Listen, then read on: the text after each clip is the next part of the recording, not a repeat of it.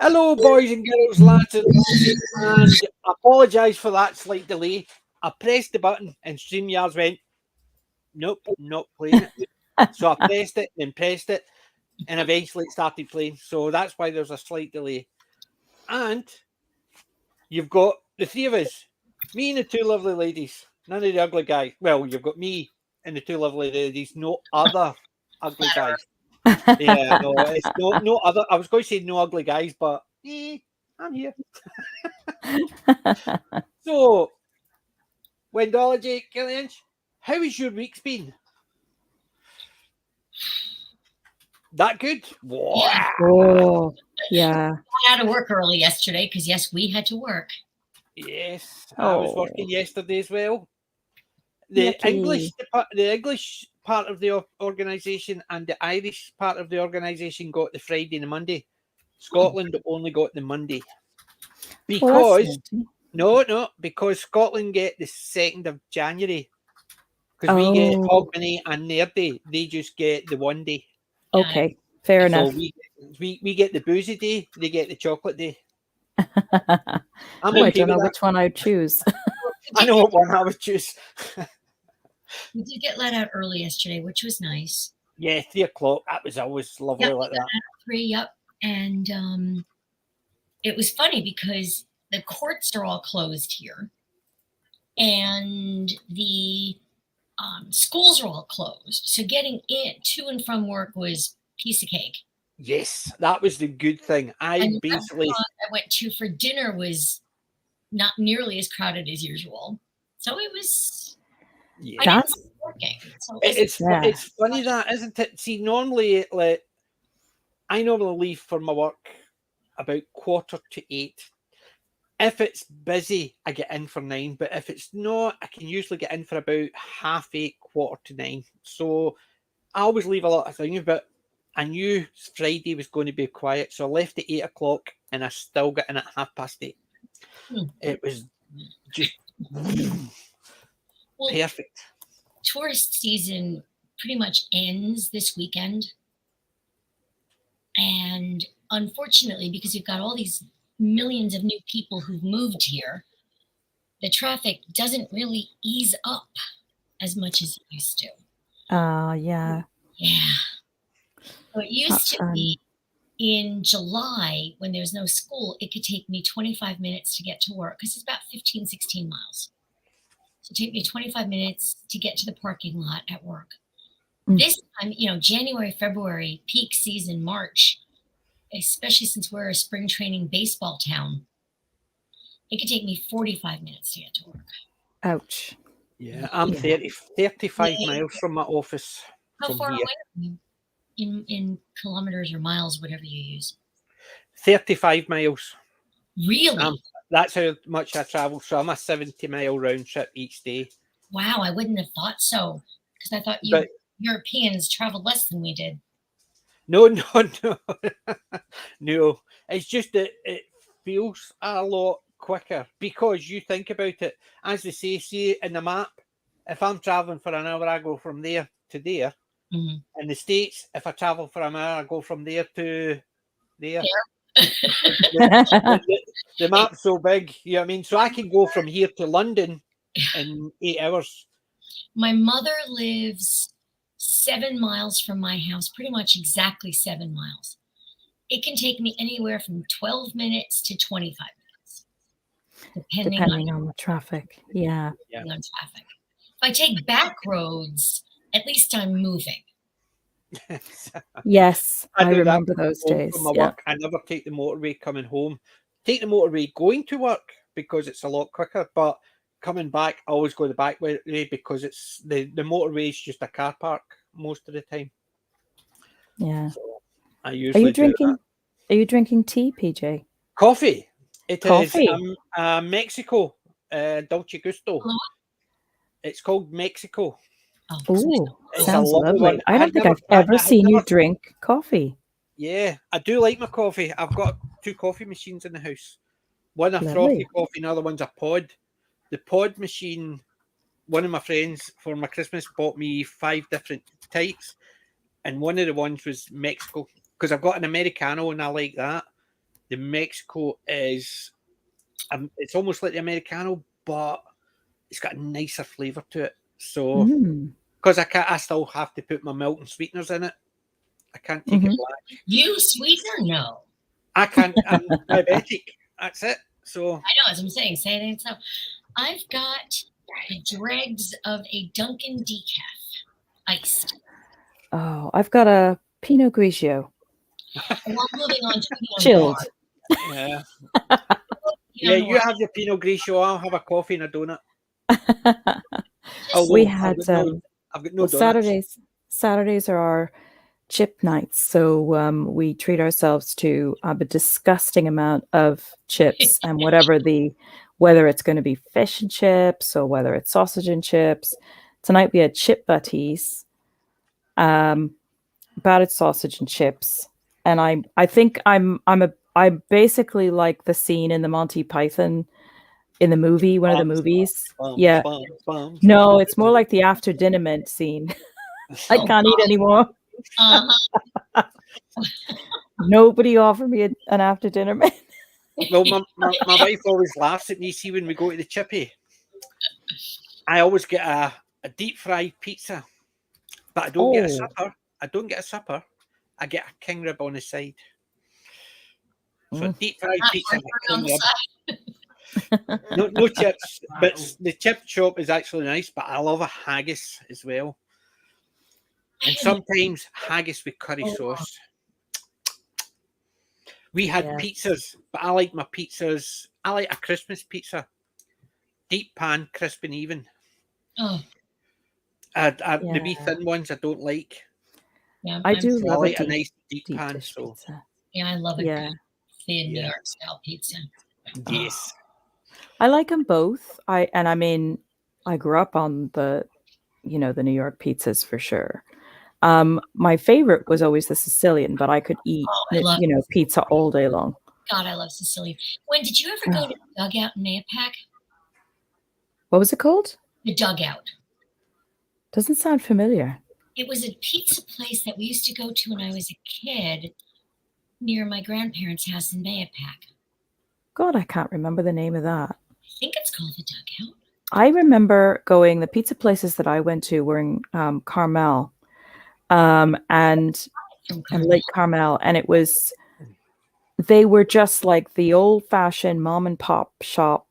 They were all run by Italians. It would be like a family operation, be all the men, back there working the ovens and making the pies. And the smell when you walked in the door was just like, the scene that like the Warner Brothers cartoon scene with the opera one, where he's like floating through the air. It's just. Yeah, I did that when we were in New York. We went down to downtown, or Italy, or whatever it's called, and walked in. Italy. Basically, walked in. There's all the tables with the red checkered cloth on, big tables full with families and stuff like that, and we sat down. And I was just going to order a pizza. And I thought, no, not just ordering it. I'm getting something proper. So I had spaghetti, which I don't normally like spaghetti with a tomato ketchup base one, because the only one I eat is my family recipe. But every other time I always get a cream recipe. But we got one there, and it was the same idea. It was a big dish, and she's go and scoop. Just reminded me of my family, so I'm having that. And it was absolutely delicious. Because I remember going in, my mum would actually make a pot of spaghetti like that, almost as tall as me, because it could feed anywhere between 9 and 27, depends how many turned up. And it wasn't a case of putting the pasta on and the sauce on top and then stuff like that. No, the sauce went in and mixed around, and it was just tongs with it coming out. Yeah. Then potatoes on top of that, then more conserve over the top of that. Now, that was perfect. Wow. With garlic bread, obviously, you needed all the carbs. Oh, yeah. Yeah. Now you know why I'm this size, because my mum used to feed me like that. Oh, God, yeah. Then we would have an after 8. Yeah. Bring out the bucket. Yeah, but when I was in New York, we went to one, and it was absolutely, it better than I expected. It exceeded my expectations because obviously I'd seen them on the TV and bits and pieces. I always like the idea of when I go somewhere, if it's something I've seen on TV, I would like to try. I had a pretzel from a wagon, lovely, and I had a dog with everything on it, lovely. People are going, no, it's like a crocodile Dundee. You can eat this shit, but I mean, you can't live off it. It's that, but I don't like all the stuff. See, if I'm having a hot dog, just usually mustard and ketchup, and that's it. But when I was there, everything on it. Try a knish. Knishes, yeah. Just the square ones on the street.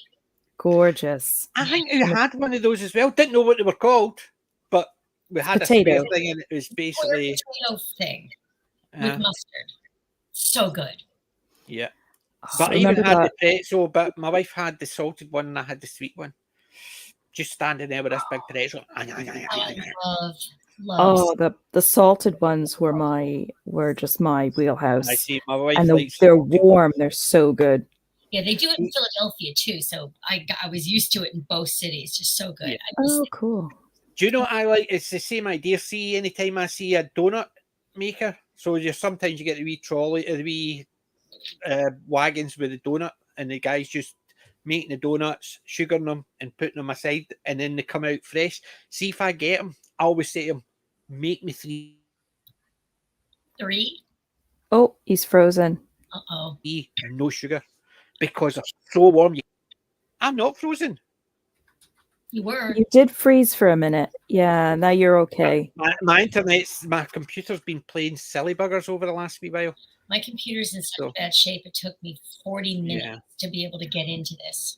Well, yesterday I rebuilt my machine. Well, when I say rebuilt, I literally went through all the stages to make sure it runs at its peak performance, getting rid of old files, clearing up cache and all that. And it doesn't seem to have made any difference. I don't know if it's my internet is causing the delay or there's one of my hard drives about to go. You're not on Virgin Media, are you? No. Because we are. And Virgin Media is usually pretty good, but they've been having a really rough, probably the last 3 or 4 months. Miranda was at them too. See, yeah, because I used to be in Virgin Media not the last place I stayed, time before. I had Virgin Media ultra fast broadband, 250 meg per speed, and here I've got 17 meg because that's the maximum I can get. So I already dropped the amount of traffic I could use, and I suffer for it mostly because I've got this, my wife's computer, 2 laptops, 2 phones on it. Whereas at my old house, I used to have my daughter, her friends, with all their phones, their iPads, their computers would come up and sit. They would all be sitting there. They would all be surfing the web, watching Netflix, doing this, doing that, and it never affected my internet at all. Now, somebody sneezes at my house, the internet goes, whoop, I'm gone. Wow. I know, so my internet's not the greatest. So, are you okay, bud? The wee man had a wee fit this morning, so he did. Oh, which one? His bad? Buddy. Buddy. He's epileptic. He's been diagnosed as epileptic, and we got tablets, so it's not been as bad. He had one this morning. Normally, it could take up to 3 hours to come out, but he was out within about half an hour. So, so this morning I was going to go for a nice wee lie down, and then the wee man had one. Hello, buddy. Hello, buddy. And he's going to get shaved. He's going to get shaved on Wednesday. Look at his little ears perk up then. You're going to get shaved. He'll be able to see his face on Wednesday. He looks like Chewbacca. He really does. You need to get him a little sack. I definitely need to get him a Ewok outfit for Halloween. Look at him. Look at his dad. He's so cute. You know you're cute, don't you? Mm-hmm. Yep. You know I'm your favorite. He's like, never mind, Dad. Where's the treats? Where's the treaties? Oh, look at that. Oh, drools. too funny. Right, It's here. the treaties. Oh, what a good boy. Right, I know you're spitting it out. Is it because Oh. you're no comfy? Right, sit there. Sit there. You probably have it on the floor now. No, he has it on the couch next to me because I've got a stool sits there, and that's where they sit. They sit there or there. They don't sit on the floor. Ah, lovely. It's too uncomfortable to sit on the floor. Yeah. So I've got I two. would have thought stool would be My uncomfortable. space is. See if I get rid of that seat and that stool, I would have a lot more space in here. Nope. Dog says Gotta have nope. the doggos. So Absolutely. Hey, So- It's frozen Miranda. again. the gang's all here. So if has anybody, well, we can't have not heard about certain things that have happening in the fandom. Doctor Who, Mandalorian, and other odds and ends. Oh, Julie's just bounced. It must be because she's an internet issue. So hopefully she'll come back in shortly. But yeah, I was disappointed. I was disappointed with I don't watch The Mandalorian, and Nor do we. I dislike Jack Black anyway, so that part didn't bother me. The fact is, but I just found I watched a bit and I thought Christopher Lloyd's in that. That's a shame. How bad is this? And it's basically the talking like this. That looks like I'm acting, huh? And it's almost like I could do this. Yeah, I mean, I've never acted in my life, and I can't read. I could probably do the same type of job because there's nothing. It just seemed bland. Yet Christopher Lloyd was in it, and I'm sitting there thinking. Yeah, I mean, almost. I saw the trailer for one. I think it must have been for Ashoka. Ray Winston's in it, and I thought, oh.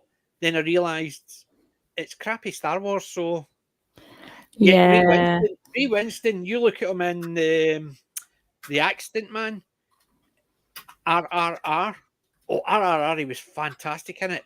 He played the quintessential evil colonialist, and he was great in it. But I can't imagine anybody else who can play such a rogue, offhand, doesn't care about anybody else with so much passion. I was talking to one of the guys in work, and it's a local cinema for him, so he obviously doesn't need it translated. I said I like it. I don't like it translated, but I like the subtitles. The audio dubs depends who's dubbing it. Mostly, it's usually they're just reading. There's no emotion in it, and I says that's why I like watching it in its original language with the subtitles. And obviously, RRR is both in I think it's Tamil and English, because the English troops and the English governors all speaking English. And then you've obviously got all the Indians speaking in I think it's Tamil they're speaking.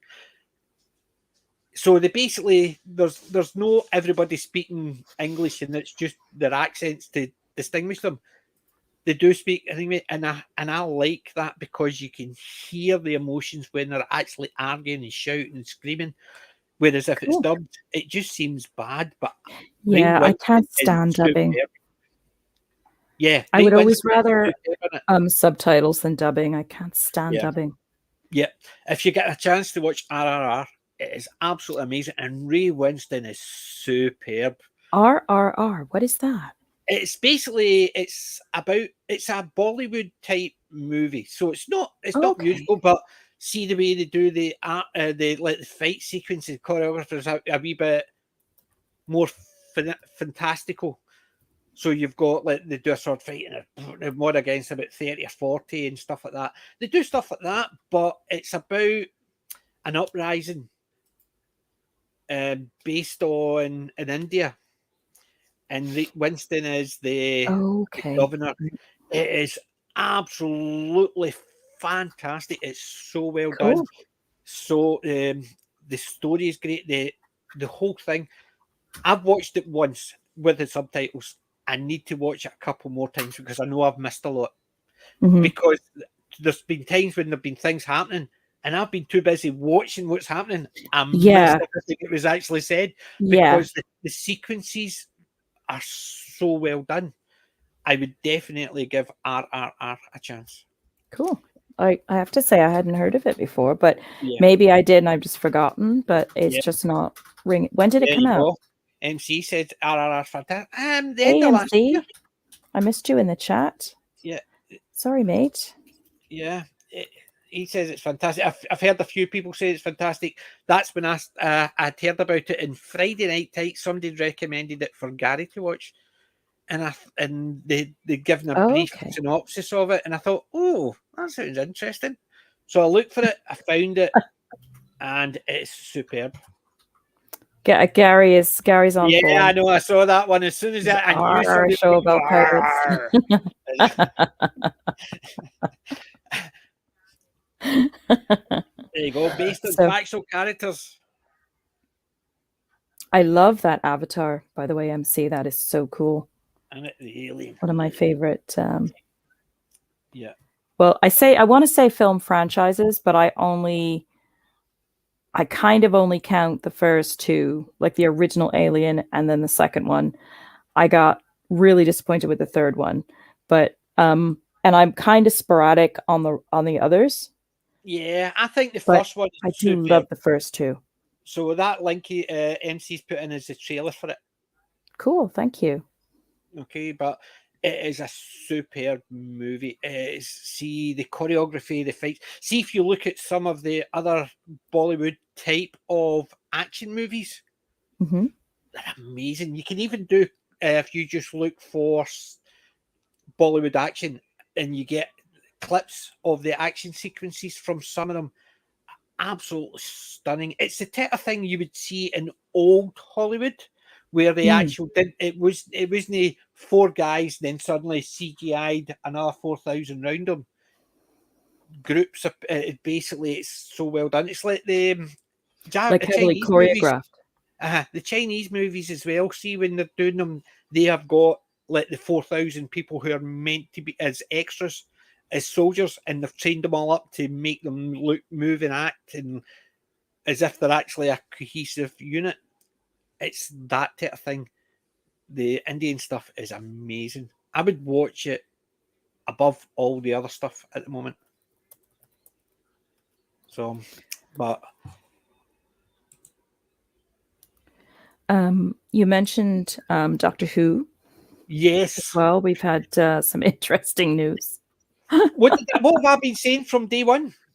You're absolutely right, PJ. I'm coming around to what you've been saying. I mean, I've been trying to be positive, as absolutely positive and hopeful and open-minded.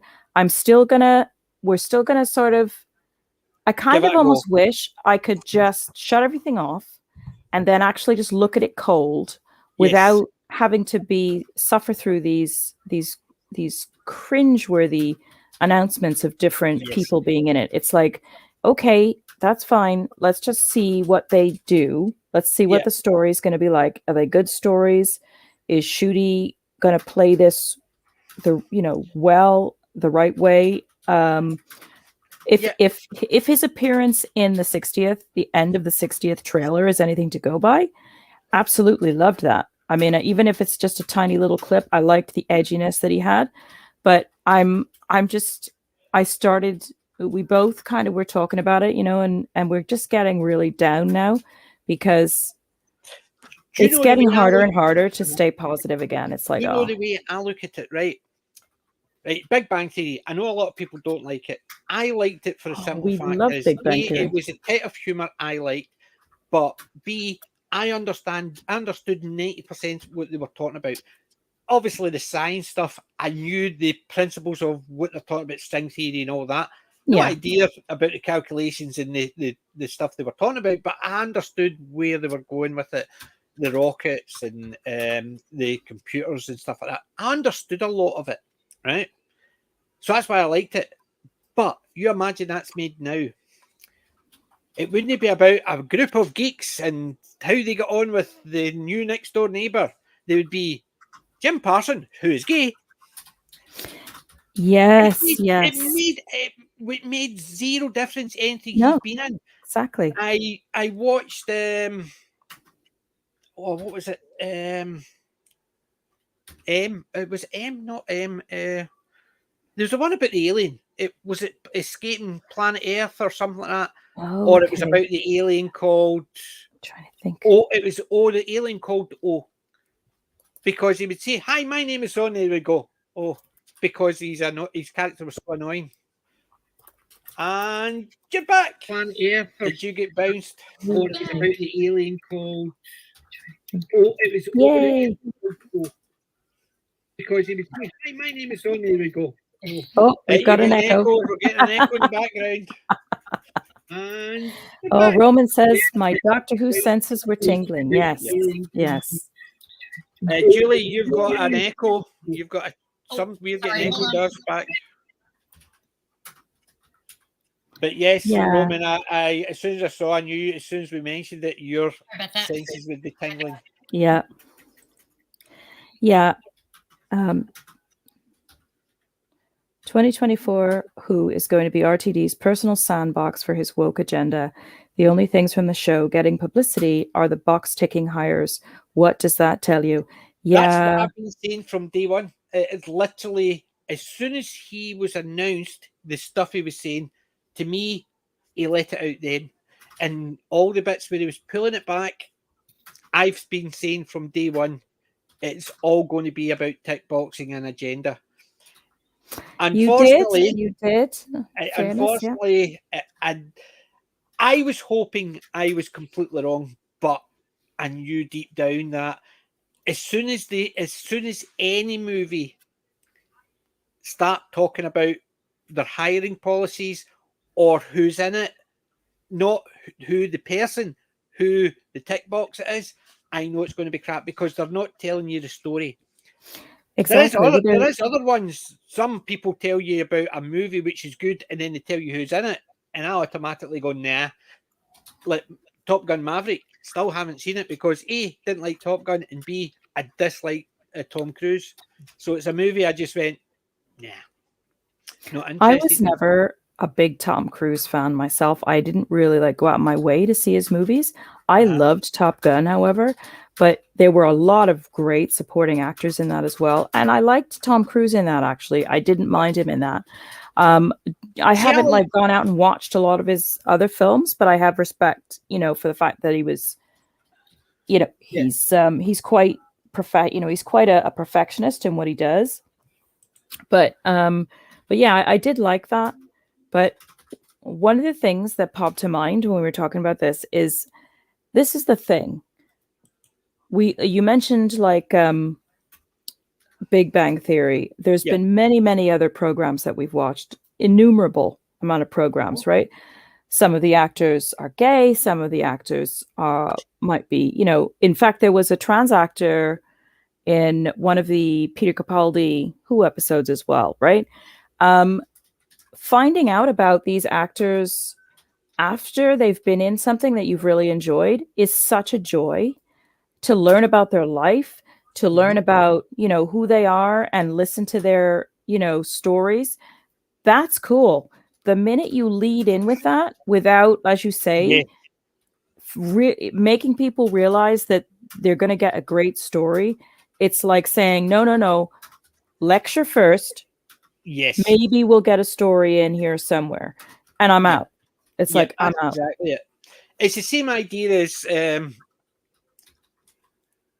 I've always said that as soon as they tell you about who's in it,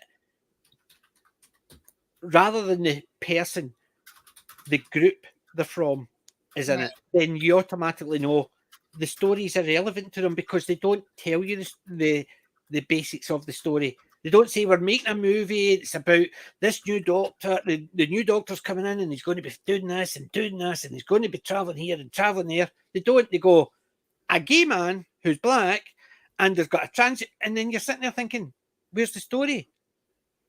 Well, the story's not important. As long as we tell you who's in it, that's all it should matter to you. And that's the opposite. It shouldn't matter. But I noticed somebody says about Tom Cruise movies. Yeah. I agreed with Edge of Tomorrow, but the only other one, I didn't really like Minority Report, and I didn't like the The one he was the Oblivion, was it? There was the one he was a clone. The other one I liked was the one with Dustin Hoffman. You don't hear much anymore, Dustin Hoffman. Yeah, I mean, because remember, it was, I can't even remember the name of the movie. Yeah, I know it. I can't think of it. What's the Dustin Hoffman one, guys? Everybody in the chat will know. But Justin's is Risky Business. Is it Risky Business? No, that's Tom Cruise. Risky Business is Tom Cruise as a Tom Cruise and Dustin Hoffman. Scent of a Woman, Jim says. No. Oh, that's Pacino. Al Pacino. Was it not Risky Business where he takes his brother who's got has got Asperger's and he takes him to the casinos and stuff like that? Is that not Risky Business? I know it. Or is Risky Business was the one with Rebecca De Mornay? He plays the kid and he's dancing in his underpants. That's the scene. Rain Man. Thank you, MC. Rain Man. Well done. I couldn't remember. Risky Business is the one. I should have known that. It's the one with Eddie Murphy and Dan Aykroyd. That's Trading Places. Is that Trading? Yeah, that's really good. Pants. Yeah, I just that didn't do it for me. I was just like, nah, no thanks. It is memorable. But it is memorable, though. Yeah. Dan Aykroyd and Eddie Murphy. Yes. And nothing to do with the fact that Jamie Lee Curtis was in it. Nothing at all to do with Jamie Lee Curtis being in it. No, of course not. I was watching it for Eddie Murphy. The other Tom Cruise movie I love is Jerry Maguire. I love that movie. I don't know. My wife likes it. Oh, Cuba Gooding Jr. is so good in that as well. I absolutely adore him in that. Show me the money. Show me the money. But no, I've never been a big Tom Cruise fan. Anytime, I don't know what it is. I think anytime I've seen him in interviews, his personality switches me off. He's very strange. Yeah. Yes, it is. Scientifically speaking. Yeah. There's Jim in the chat. Miss you, Jim. Yeah. Yeah. Yes, definitely. Yeah. But I think Colin's away this weekend. Is he not doing archery stuff this weekend? Yes, Roman did inquire if he's in 1356. Yeah. But I think because we were meant to play Castles and Crusades last night, and I think that's why it wasn't on last night, is because Colin was doing reenactment, and the next time it's meant to be on is the 21st, is when I've got a family do. And I'll have a wee drink or 2 or 3 in me, because my wife is driving because she's got stuff on the next day. Oh, so she lovely. can't drink. Normally I would be driving and she'd drinking, but so I'm getting to drink. That'll be it's not fun to be the designated, but I'm used to the designated driver. That's the problem. Yeah. So it doesn't bother me, but it's unusual when I get a drink. Yeah, well, why not? So I'm looking forward to that. But yeah, the TV news has been quite dire this week. I saw the part of The Mandalorian and I thought, I'm so glad it's Roman. It's get suffering it, not me. So, Roman. But yeah, I watched Roman's review and just it was. I'm sure I can see him going as grey as me every time every episode. He's getting older and older. Eventually, he's going to pass me, and he's going to actually look like my dad. But I just could not believe it when I was watching it. I'm thinking, oh, I'm so glad I'm just watching other people reviewing it. But even the clips of it are just, Oh yes, Roman is rather unhappy with The Mandalorian. You might have noticed in the chat. Yeah, just a wee bit. Yes, just a wee bit. But it's not even The Mandalorian. Did you see the Blue Beetle trailer? No. The Blue Beetle trailer looks really good. But remember the bit in was it? It wasn't the what was it? They did the one about Ant-Man about how this is a very hot topic, but socialism is a very good. That one, and then they did the other one, and another one. It was about how capitalism is evil. Well, this one, it's Batman's a fascist. Was a line right at the very end of the trailer. There's two parts of the trailer I didn't like because it's meant to be a superhero movie. That one about Batman being a fascist, I thought, yeah. But the one bit before that is when he's learning his powers. He ends up in the middle of the street and a bus is coming towards him. And he just stands and does that, which it creates a thing and cuts the bus right down the middle. And I'm sitting there thinking, is this meant to make us feel heroic for the guy who could have killed anybody on that bus? Yeah, I mean, anybody else who, like, if you imagine Superman was somehow managed in front of the bus, he wouldn't just lean in and just let the bus hit him and take everybody out with him. He would let it hit him and maybe let it push him back. He wouldn't actually just use his powers to stop the bus and cause it damage because of the people on the bus. Whereas he just cut it down the middle. But are you meant to feel good for that? That a hero could have killed and it was only luck. It didn't kill anybody. Yeah. It's things like that. To me, it just went, nah, didn't like it. And then they did the Batman is fascist. And I thought, yeah, it's another one I'm quite happy not to watch. And I still see, what's that about? Looks Green Lantern meets Shazam. Wokeism. Yes, it does look cringy. And Kelly, as I said, I'm okay. I watched Beyond Paradise, and the way it did it was the way they had to do it. Because, as I said, if they did it any other way, where she didn't come back, then it couldn't have continued forward. Of course not. No. And you know what we did earlier this evening? We watched Humphrey's very first Death in Paradise episode where he solves the murder. One in London? After falling out the window? It's the last After falling out the window. Yeah. He solves the murder of Richard. And it's like his first introduction to, you know, to starting his role. And then watching that, the actual ending of Beyond Paradise actually gained another dimension, because I think we might have seen parts of Chris's very first Death in Paradise, and we might have. I know we've watched a few like spotty episodes of it, but we're actually going to go back now and watch from the beginning of Chris's run, just to enjoy his run on it. But without going into too much spoiler, if anybody hasn't seen it, the fact that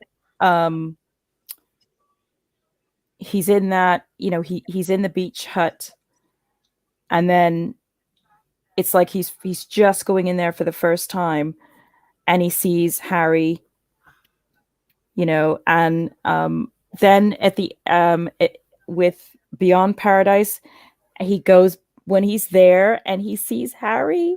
Oh, that I was like, oh my god, it's the little lizard. Yep. I liked the bit when so she says, "Tell the commissioner about our duck." Oh, I know, I was howling. Yeah. And it finished. You can just imagine that and digging himself into that one. Last week, but I did start crying when just all teary-eyed when he was sitting there on the suitcase, leaving that incredible message. I mean, it was beautiful. Oh, I know it was. And I just was teary-eyed the whole rest of the way, just like sniffing the whole rest. I was gone. I was for the last 15 minutes. But I must admit, Death in Paradise, the final episode, was well done. It was really well done, because they were building it up to the point where she could have left. Without a doubt, she could have left, because you could see where it was going and stuff like that. But it would have made it difficult for the series to continue. Of course. But She couldn't just turn around and go, "Oh, I was mistaken," and everything's meant to be. They had to do it in a way that the two of them come back together, even though the issues. And I think whoever wrote it needs to write more stuff. Yes. They're very, I have to very look good. and see who Even wrote to the that. point where it's not as if I was tearing up when there was all these things are happening. But it was entertaining and it dragged you in. You actually could see things. Yeah, I could see that happening. Yeah, I could see that in real life. I could see that as a story idea. And the person, the way they've written it very, I wouldn't say very realistic, because unless the person's actually going through it and actually is putting their thing, but they seem to understand how people would react to situations, and they've nailed it. And I think that's the point. It felt very true to life. It Yes. really, Yeah. a part of the reason I was hit so emotionally by it. Yeah. Yeah. I found it very, it dragged you in.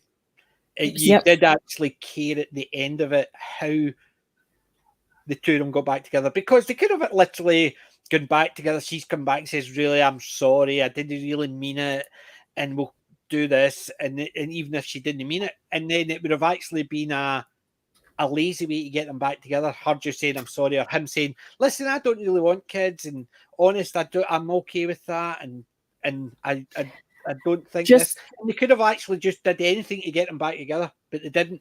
They did it in such a way that it was believable that going forward they're going to stay together. But not only that, but when we watched Humphrey's first episode of Death in Paradise, I didn't remember that he was married before, and he gets that horrible answer phone message from his wife, and then this is like a repeat of that horrible experience for him all over again. And it wasn't until we saw that I thought, oh my God, yeah, that even adds more depth to that moment. Yeah, when she walks out on him, in the previous episode. But yeah, it's really emotional. Yeah, the thing is, even at that, I thought was well, because she actually walked out on him. She gave him a ring, and she at least said to him face to face. Oh, absolutely. And you could, although I was angry at the character's decision there, you could see how the character was working it out, like was trying to be logical, and loved him so much that she didn't want him to live a life of regret. So it was actually out of love, I think, that she did it, but she was also. Go ahead, Julie. Absolutely, I'm agreeing with you completely. Yeah. She's and the scene, with again, another answer phone message that was significant as well. But this time it's him leaving the message for her, and she and her mom are there, and he's just saying the most perfect things ever. It was just out of this world. I found the writer of that particular story, and it's Tony Jordan. British television writer, listed as the #1 television screenwriter in the UK by Broadcast Magazine in 2008, and among British Broadcasting's top 20 in The Stage in 2009. For many years he was the lead writer and series consultant for BBC One's EastEnders, and Jordan had written for the program since 1989, including the 2008 single-hander, quote, Pretty Baby, and is considered to be an elder statesman of the show, for which he has written over 250 episodes since 2008. Well, so very prolific. EastEnders, but yeah, he obviously knows his stuff. But he does know how to write people, doesn't he? Yeah, I was just laughing at Peter there, basically talking about the fight. Yeah. Oh, that was bad. It was funny. Please let me through. Sir? What did he do? He doesn't actually go in and pull them apart, because that's my boss. And I thought that was quite nice. It was just, nice wee touch in the two of them act. It's not a case of they've given them the fisticuffs and all that. It was literally the two of them just struggling with each other, legs wrapped round and It stuff was like that. it was comic, wasn't it? It was comic but you could just and see sad in a people. way as well. Yeah. Yeah.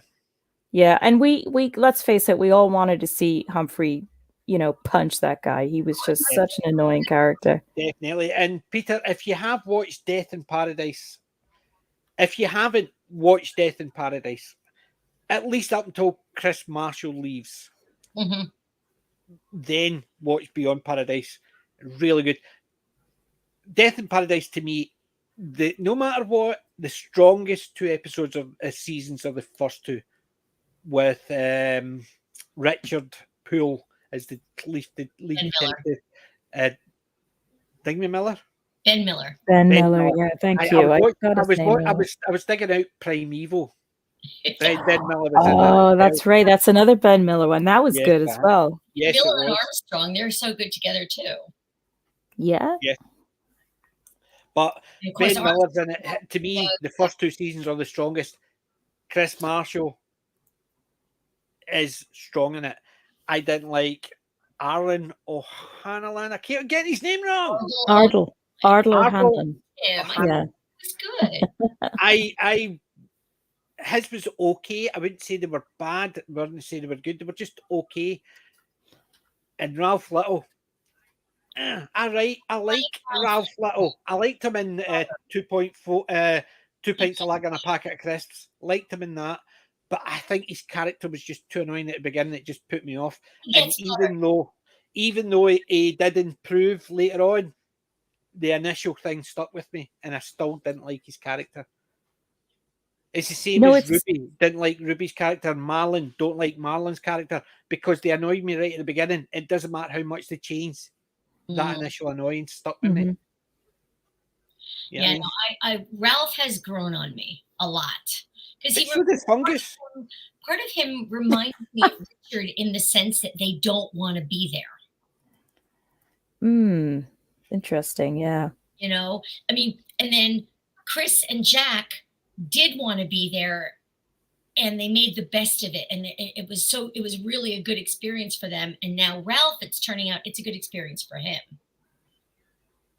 I like them all. They all have their own.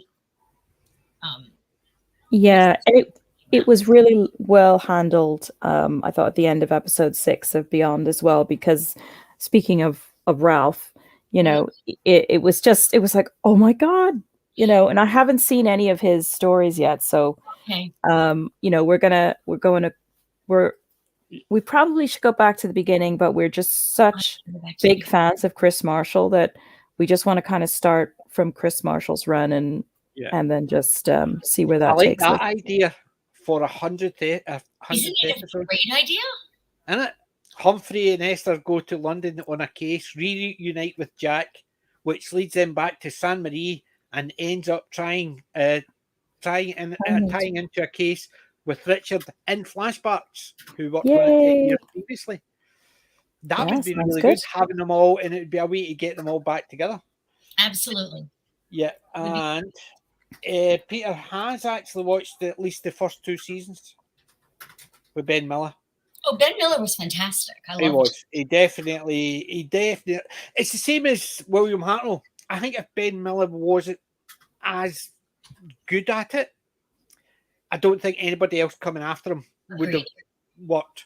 It's the same as William Hartnell. If William Hartnell wasn't so good at it, and it's the same idea. The next person that came in, if Chris Marshall wasn't as good and so completely different, but worked quite well, it wouldn't have worked with the next one and the next one. Same as Patrick Troughton coming in. If he didn't do it well, it wouldn't have gone on to be a 60th anniversary. Absolutely. It was on the strength of Ben Miller's and all the other characters' performances that made the show. Main 2 performances was Ben Miller to start it off and Chris Marshall with the change.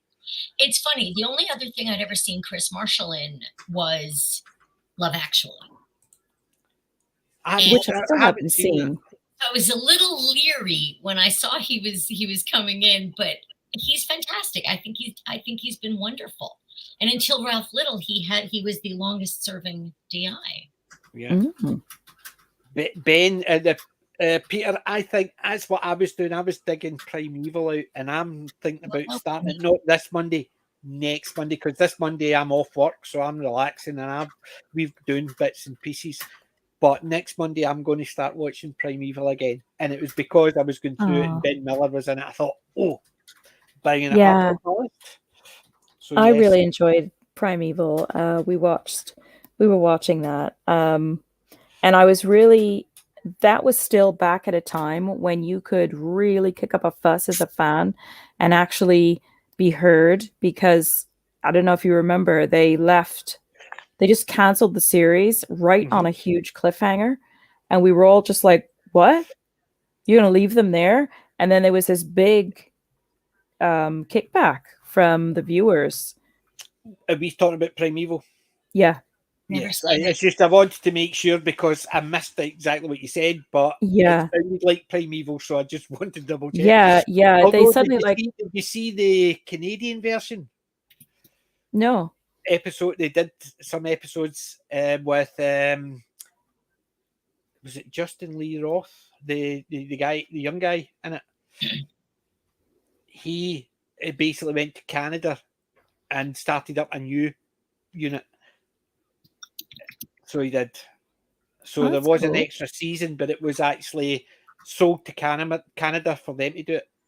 The only character they had was the young guy. Now he had his wee pork pie hat and his scarf. That guy. I've seen him at Comic Cons a couple of times, so he still does the Comic Con. Yeah, I know the one you mean. Guy, yeah. So but because he was in something else as well. He's a good actor. He did another show as well, I'm pretty sure. I don't know if he's taking Michael out of me, Justin Lee Roth. I can't remember the guy's name. For some reason, Justin Lee Roth sits in my head. So every time I hear David Lee Roth, I think of Animal. I just loved his antics on stage. He was great. He was a great performer. Serious music stuff. I don't know what you're and I love Van Halen anyway. So, but no, they have this Primeval did one, and it was in Canada. It finished because it wasn't as good. It's typical. They actually sell it on to another company. It's the same as Community. Community worked for the first few seasons, then they sold it on to and bring it back, and they try to continue it with different people in it, and it just didn't work. Even though they brought in bigger names in Community, it just died a death. But that's me just throwing Community in there. I don't know if anybody's watched it. No, I don't know it. Community. Oh, about the community college. The first 3 or 4 seasons, Chevy Chase was in it. What do you call the young guy who played he played the young Star Wars Lando Calrissian. Oh, Billy D. Williams. No, the young Lando Calrissian. No, I don't remember. The one from the Han Solo. Now Solo lost money. Didn't see Han Solo. Right, but it was the guy that was in it. He was in Community as well. It was really good. I think he would have been better if they'd used him as Jimmy Olsen in Supergirl, rather than this big 6-foot, gorgeous-looking guy. Didn't he actually fit into the geeky fanboy type? So if they wanted to change Jimmy Olsen from being a white, ginger-headed guy and they wanted to make him a guy of colour, they should have gone from him, because he was sort of weedy like the Jimmy Olsen type character, and he had that look about him, so he would fit into the mold better than this 6'6" Adonis guy. It just didn't actually suit Jimmy Olsen. You know what I mean? Speaking of gingers, I really wanted Chris Marshall to be the Doctor. He would have been ginger. Me too. And even more so now. I mean, I had seen clips of him in Death in Paradise, but not enough to really, I think had I watched even more, I would have been even more excited for him. And remember, we thought something was going on because he was leaving Death in Paradise, and we were thinking, oh, could this be, And then there was this huge backlash against having him as the Doctor, and which I didn't quite get. But to each his own. But I just think he's so doctorish. He's very Matt Smith-like. He's very. He could have been a good Matt Smith type doctor. He's very mercurial. Yeah. See, I think that's two things that went against it. One, normally somebody who gets the role, they're not as well known. Chris Marshall was quite well known, so people just didn't see him fit into that role. Such a shame. Peter Capaldi, but that's what I'm saying. It was before that they knew Chris Marshall, and people were saying, but Peter Capaldi was as well known as well. But to me, not choosing Chris Marshall for that reason when they chose Peter Capaldi seemed to be at odds to what people were saying. Oh, he's too well known to be playing it. But Peter's well known here in the UK, but he wasn't as well known in the US. I don't think a lot of people. I don't think Chris Marshall was either. But what'd you say, Julie? I think the other. Those of us in North America who were fans of British TV knew Peter Capaldi. Yeah. But like the wider. Oh yeah, the wider public. North America. Chris Marshall, I think, would be the same under the same category as that. But another thing I heard was that he was too much in the mold of Matt Smith. Yeah, I can see that. So he basically he's no different enough. And the guy I was talking about was Donald Glover. Oh, right. Okay. But you imagine Donald Glover playing Jimmy Olsen in the Supergirl one rather than that big guy. He's sort of geeky and small and weedy type. He would have fitted the Jimmy Olsen character. But Community had Joel McHale, who I hadn't seen him in anything else, but accordingly, he was quite well known. Danny Pudi was great in it as Abed. Chevy Chase, Gillian Jacobs, Alison Brie, and Ken Jeong was in it as well. And you also had Jim Rash, remember from Sky High? He played the sidekick to the evil guy, the evil girl. You remember Sky High? Didn't see it. Don't know it. No. Well, Community, they had a good few seasons. They had good few seasons. The first seasons were the best. So it's just my machine's running slow. So anytime I click on something, it's taking an age to actually click through it. So, but the first 4 or 5 seasons were really good. They had episodes like, for instance, they had a Dungeons and Dragons type episode, right? It was one guy playing Dungeons and Dragons, and when they're playing it, they basically their whole imagination, or else they play paintball in the school and it actually turns into a Mad Max type thing, but just with paintball instead of anything else, or they play lava in the school and everybody plays it, and it's just the way they do it. It's just so funny.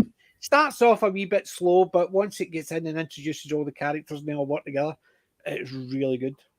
The first they did 6 seasons, and it was the 6th season when it moved over to Hulu, I think it was, who bought it, and it wasn't as good, but you had a lot more big names in it.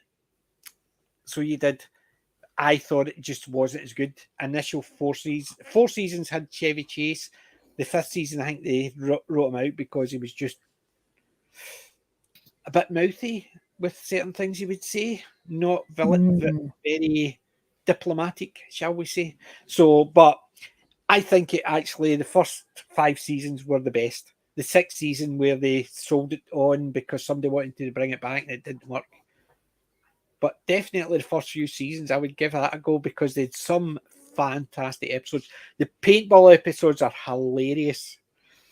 So as they take different themes and they play. So, like, for instance, they never did an X-File episode.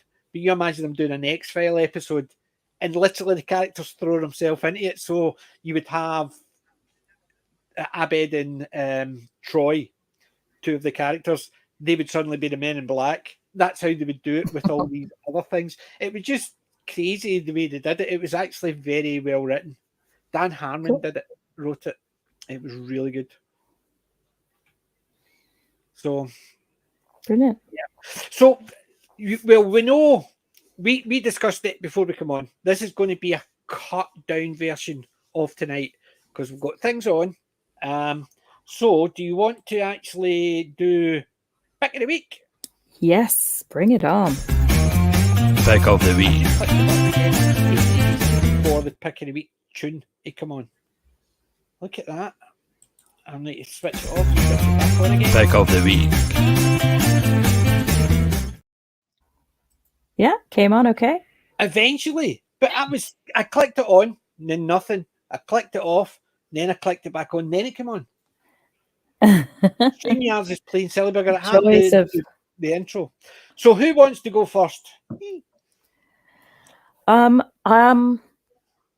haven't got anything this week. That's okay. I got nothing. Good haul. You got nothing. Well, I've got Yes, honors. I've got honors and honors and honors. Right. I'll start off. I've not picked any of my DVDs up. I've still got some DVDs. I was going to show DVDs and stuff from my bag. Still, I've got stuff in that. But this new stuff came in, so I need to clear a bit of space so I don't knock cups of glasses and cups of coffee over. Oh, so careful. This was this thing that somebody recommended to me, and it turned up. So, we got samesies now. Yay! There he is. X, isn't he gorgeous? Look at his claws and everything. He's so cool, and it's actually a little bank. Yeah. But I just think he's so cool. He's so well done. The detail. Yes. Look at the detail on it. Online, it was that TV link at Wen sent us last week. Yeah. And we got ours. Darren got ours. I think he got it at the TV and movie store locally. Yeah. I just love his pose, and I like the way that he's monochrome. Yes. Like in the original movie. And he's coming out of the water rather than just... So he's that is very cool. So that is cool. It is nice and sturdy, so it is. Yes. And if you see it up close, it's... Yeah, it's just got really nice detail. The detail, the scales and everything. You can see the dots on the scale. So you can. Yeah. But it is so well done. So I am so... That website was just superb. That's a top-notch. I'm very, very happy with that. So that's what you got my shelf. Yay. Keep an eye. Yeah. He sits behind me now in the office. Yeah. The next thing I bought was I decided to buy myself a new hat. But remember how I says I've only got one baseball cap? Right? Remember the one, the orange one I got for my Irn-Bru? Right. I decided to buy myself a new one. Oh, very nice. Nice. They were doing it on sale. A wee Lauren Hardy baseball cap. £5. Gotta love it. Wow, that's brilliant. So that's why I picked it up. So I don't normally looks tidy. up my wall. So nice and tidy, nice. Yeah, that's great. So I'm really happy with that. And the last two things, I've got them here. But once I bring them out, I'll show you my full set. 2 Mego figures. Oh. So there. I got... You got Scotty. They have Scotty. Yeah. Here, right? Very cool. And I got McCroy. Wonderful. So in the upper left-hand corner. Right. Yeah, it's because it's the actual release. Apparently, they have Shatner on every. On every box. Yeah, it's like just to show you, right? Which is kind of weird, but there we go. I have. There he is. Yeah. Who was that? That's his dress uniform. That's Courtney's dress uniform. Who was it? I didn't see. It was Captain Kirk, but it was his dress. It was Kirk in his dress uniform. I have got another Spock, so I have. And his no dress uniform, but yeah, the shop in town has those. Not everyone, but and you got an Uhura as well. That's awesome. That is awesome. Love the mini skirt. Oh, it's just fantastic. Love it. And Sulu. Yep. Oh, that's fantastic. What a great set. And there he is. Wow. So Very I have nice. the full set. So there you go. Fantastic. Kurt Yeah. Spock. So I have, and so a full. Now I've got the full set. Now I've got full Uhura. Where did you find the Uhura one? Because I never see those about. B&M. That was the first one I got. No way. Well, we haven't been in B&M in I'll show ages. you how bad it was. It's the only one that's got a damaged box, because if I didn't take it, they were all gone. They were all gone. That was the Oh. only one there, the one that had a damaged box. So I picked it up. As long Yeah. as she's not damaged, that's No, okay. she's not damaged. Exactly. She's in perfect condition. Yeah. So yeah, you can. I missed out the Romulan as well, because I've got Data Mark as Leonard. well as I've also got the Migo can, which I know you've got, Wind, and I've also got the other Spock. See the Spock? See the boxes are not like that, but if you look at the Kurt box, it's got this big star on it. Yeah. Well, the other Spock I've got is a big star on it as well, whereas all the other ones don't. They're just the plain boxes. Yeah. So I might have to get another Kirk one which matches them, so this can match the Spock separately. So, but I've got the full set, the whole crew. I've got the whole crew. That is fabulous. That's brilliant. So that was I'm somebody so who jealous. recommended the website for me. Thank you very much. Went. Yeah, you're very welcome. I think that is it. Just make sure there's nothing else. Hat, plenty of them, and this guy.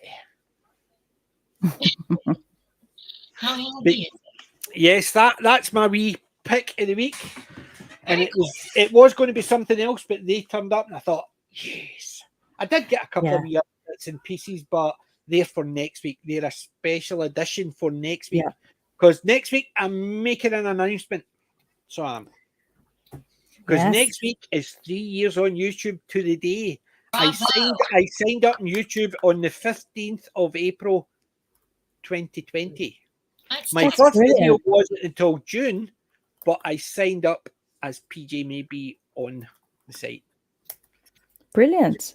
3 years next Saturday. So, and I'm going to make an announcement for next week. So that's what my plans are. And it's all going to be secret. Nobody's getting told. He didn't even tell us. Except my wife. We didn't know anything about it. See, I told my wife the most important thing, and she goes, "Yeah, don't care." But apart from that, everything was fine.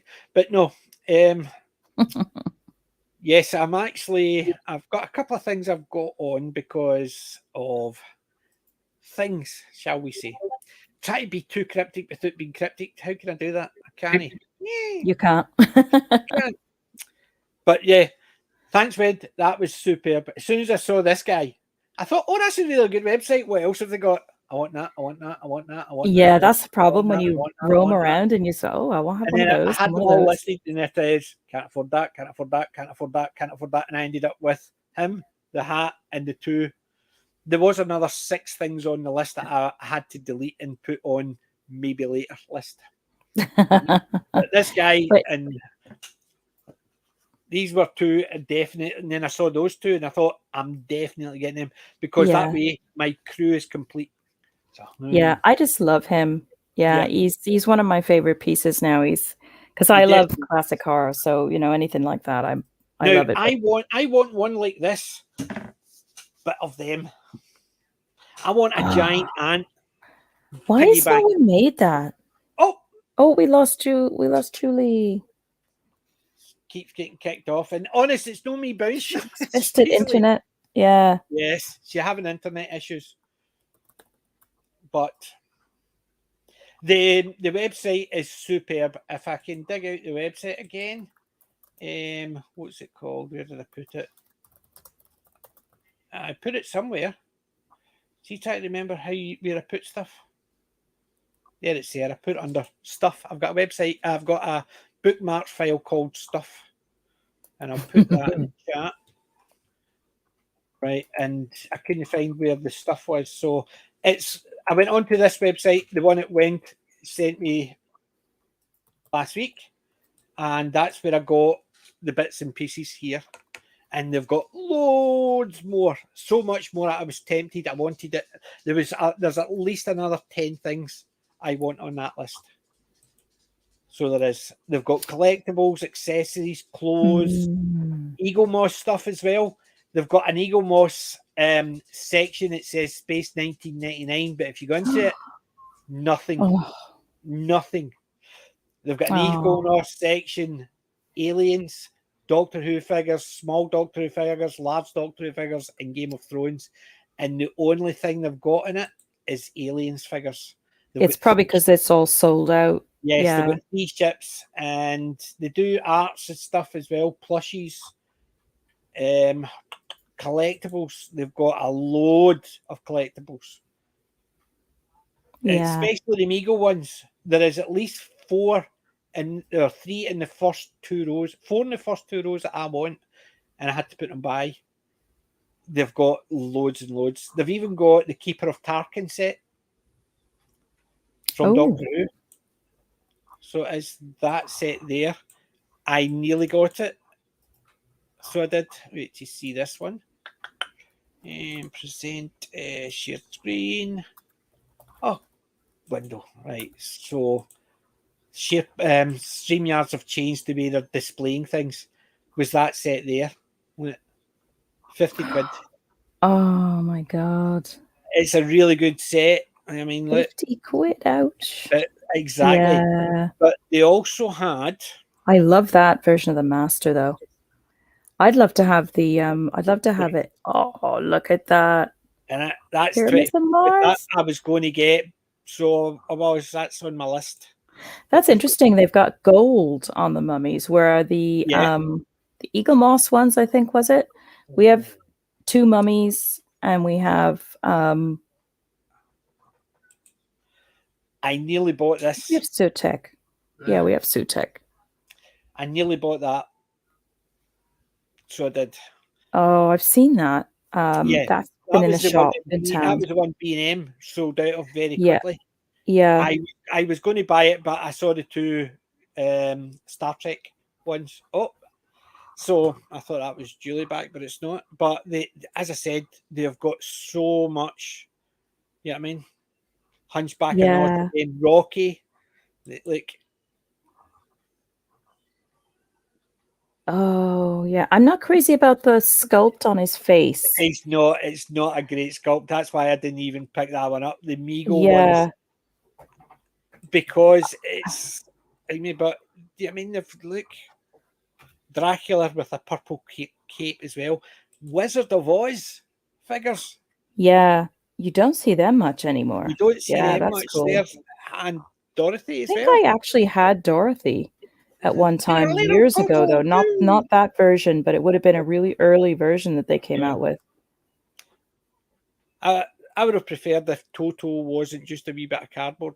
Yeah, they needed like a little Toto. Yeah, that's kind of naff. Yeah, I'm not crazy about that. About that, but as I said, they've got a load of stuff. You know what I mean? They've obviously got an eclectic mix of got a load of pieces. NAF stuff as well. Moving on. Moving on. Next row. The Rocketeer. Yeah. That's the one I nearly picked up. I nearly picked up Dr. Zaius and Cornelius. Yes, I love the Planet of the Apes. Yeah. I saw online the other day, they actually, I think it was just an image. I think it might have been on Pinterest. And it was one of the old original Planet of the Apes play sets. Yeah. Oh, it just looks so cool. Do you know the Planet of the Apes play sets? They reconditioned it accordingly. Accordingly, if you got the Ewok playset, it's the original Planet of the Apes playset. It's just been repainted, as it were. Changed the color. I can see Hannibal Lecter and a Phantom from Phantom of the Opera a little bit lower down as well. Yep. That's what I'm Cool. saying. They've got some great unusual ones because I had never seen any of these type. You know what I mean? But even That's look, not- Kiss. yeah. And Kiss, I know. Those guys were so big when I was in school, and I can remember in art class, so many people were making, like, when they put us through the papier-mâché phase of our art schooling, everybody was making like Kiss models and things like that. Yep. It was so funny. Now look at that. Dark crystal. Yeah, that's cool. Isn't I it? haven't. It just looks I don't amazing. remember I don't think I've seen it. It's another one. Another one we should have seen, but we just Peter's haven't asking gotten if around there's to a it. Nova. There's not a Nova, unfortunately. But yeah, I mean Frankenstein as well. Chained up, sewn up. But that's what I'm saying. They're basically. So since you actually sent this to me, they also do clothes as well. Yeah, I mean, since somebody sent this to me, I've been going through it, and I've got a list of stuff like I Oh want. yeah, I want that one. Yeah. I know. There is some good stuff in there as well. Yeah, I mean, That one, with the on the black t-shirt. Yeah, that one I like. Yeah. That would work. I'm not as keen on that one on the white t-shirt. No, I don't like white t-shirts personally. I'm not a great one for white t-shirts, but yeah, I mean, Ooh, Clockwork Cowboy Orange one is Bebop. cool as well. The Joker ones, Batman ones. I've got that one. So I've got that one as well. Yeah. I've already got those two. But yeah, I mean, look at that. The Goonies one. I want that one. Gremlins. Just Jaws, even though it's in white. Yes, Darren bought me I know you can't get it on the black, but Darren bought me that one, the Jaws one, which I just like keep pristine because I love it. Yeah. Yeah, I mean, I've got that t-shirt with that on it. So I've got it. Nice. It's a lime green t-shirt with that on it. It's basically a lime green with a lime green Hulk. It just looks hilarious. Look at that one.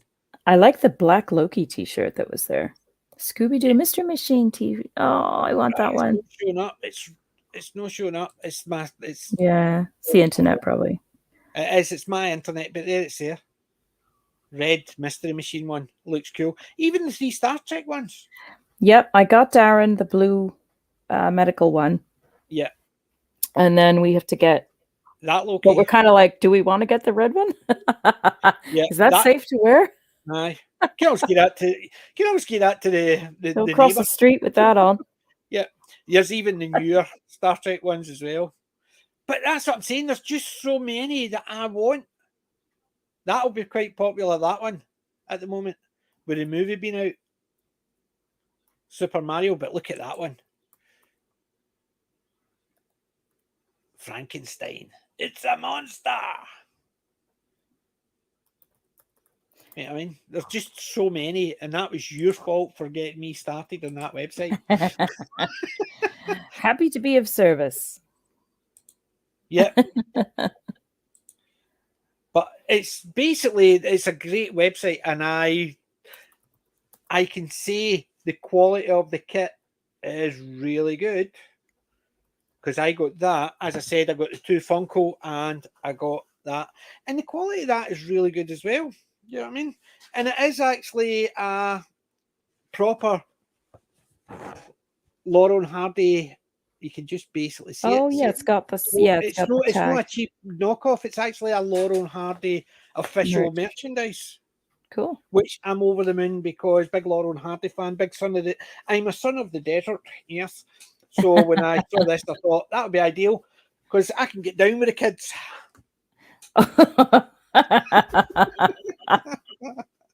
That's scary. And it's scary. It could have been worse. It could have been worse. You know what I mean? Be calling you DJ Jazzy Jeff. Yeah. So, but yeah, the quality of the kit is really good. And there's a couple of t-shirts I'm definitely going to be getting from that list. And I'll see how the t-shirts are. Yeah, I mean, if they're as good quality as this, I'm happy, because this t-shirt with the correct logo on it cost me about £25 because it had the them logo, which is hard to get. There is some nice ones there, and if the t-shirt's as good quality as this, great deal. Mm-hmm. But yeah, the prices are pretty decent on those t-shirts as well. aye, £15, really good. Some of them are tenner. Yeah. The Prime one, Transformers Optimus Prime one, is reduced to £10.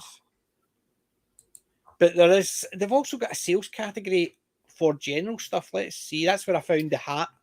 What's fun to do is go into HMV and go to the sales rack for the t-shirts, because a lot of times there's not anything too great on there, but sometimes you find a little jewel on there and it's like marked down a little bit. So look, there's that one there. Still on sale, £10. So it's that bank I've just got. oh yeah. Yeah. It is the quality. You can see the quality. You can see the dots. The and detail, that. yeah, you can see it better there. Aye. But the quality is That's a cool amazing, figure. and that's exactly Yeah. what it looks like. And as I said, there's bits and pieces like Ghostbusters reduced to £35, £25. The jigsaws, they've got some artwork, they've got the figures. I've already got that one. That one, however, that's the one I've been looking for. Bride of Frankenstein. Because remember, I said I've picked up a couple. Right? Yeah. It's added to my cart. Because I've got the Creature from the Black Lagoon, and I've got Frankenstein, and I've got Dracula. The only one I didn't have was the Bride of Frankenstein. Cool. So now added. Super duper. I didn't even notice that the last time. But yeah, I mean, look at the stuff. That's a Lauren Hardy one, reduced to £5. Yeah, that's not bad at all. But that's what I'm saying. There's some really good stuff in there. That's it. You have to kind of troll through, but you do find some little gems in there. Texas Chainsaw Leatherface. Yeah. I'm not as big of a Leatherface fan, but I kind of like... been a big one. But yeah, I mean, look at that. Yeah, that is nice. That's the one you got, isn't it? Yeah. That's a nice figure. I've got that that's one, the decent. Universal Monsters. Yeah. And I've got the Frankenstein, Dracula. Now I've got the Bride, and it's not actually the Universal Monsters. I've got two other ones. One's called Bendy's, and the other one is... Oh, it's Universal Monsters. Shut up. I can't actually remember exactly what I've got for some reason. And she's back. Yay. Yay. We've just been looking at toys online. Because that's what we do. That's what we do. But yeah, I mean, I know one of the girls in work would love that. She likes these type of Funkos from the new stuff. I've got a wee... remember I showed you the wee the wee Groku I got at the Comic-Con for her. Mm-hmm. That's the type she likes, the ones with the wee stands. But even at that, look at Hawkeye. That's quite a nice Hawkeye figure. The Hawkeye one is pretty cool. Yeah. I'm not as keen on the What If Captain Carter. I never liked that because it's Captain America. It's no Captain Britain. Yeah, I mean, Captain Britain was a different comic book. So it was completely different comic book. Mm-hmm. So it was. And I think I might have to put that on. Thinking Cap, yeah. Stranger Things, Thinking Cap, Trucker Hat. That's another series that we would love to see, but we don't. I think it's on Netflix, isn't it? Aye, but I never. The first season was okay, but I think once they went by the first season, I mean, they defeated something and then they didn't, because they needed to continue a second season, and that's the parts I don't like. If you're going to do it with a final ending of the season, then don't try and bring it back for season 2, no matter how popular it is. Yeah, because it's like an explosion of Stranger Things gear in HMV. It's like you can't look in any direction, and it's everywhere. but we don't watch it, so we don't, it doesn't. But It looks cool though. Some of the stuff looks really cool, so I'm kind of like curious to see it. Remember the figures? Look at that one. These are actual figures, action figures. So that's a Mysterio one. I don't like that they don't show you the figure. Oh, there you go. Is that the one with the box? Like it's just the box on the outside? Yes. Yeah. That's actually the box where it looks like it's just a picture of the figure on the box. Yeah. But I kind of want to see it, especially for that money. You know what I mean? But the Nebula one is cool. Yeah, but Nebula one looks cool, but I don't really like this Molten Man. The stealth suit Spider-Man, don't like that. I don't like Thanos. I was never a big fan of Thanos. I never saw, but look at the Hawkeye one. Never seen him. Yeah, again, the Hawkeye one's decent. Look at that one. That's Iron cool. Man. That looks pretty cool. Boy, he's got a lot of accessories too. Yeah. But that's what I'm saying. Look, and it's posable. It's the same idea as a lot of them. So. Oh, it's good to be a nerd, isn't it? And it just, even though the prices of them, £250 reduced from £350. But that is where all my money would go, except for next week. I'm going to be spending a lot of money on getting it organised. So I will be mentioning it once or twice.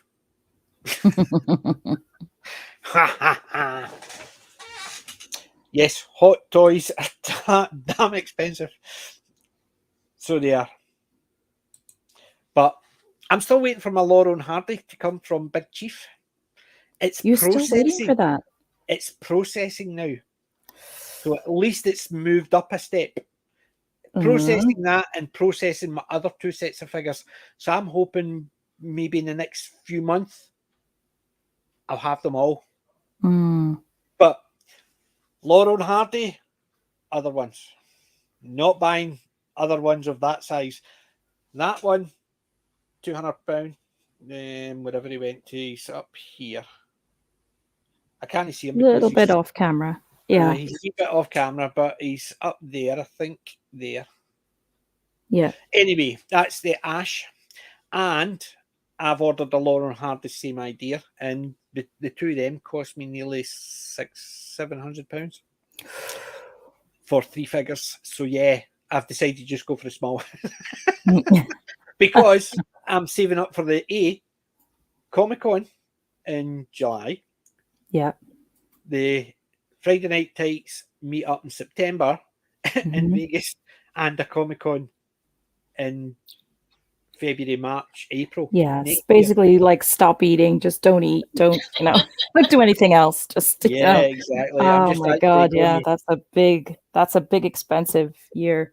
Yes, it is. So I've got, no matter how many times I look at the Big Chief and think, oh, I want that. Oh, I want. Oh. I keep going. No.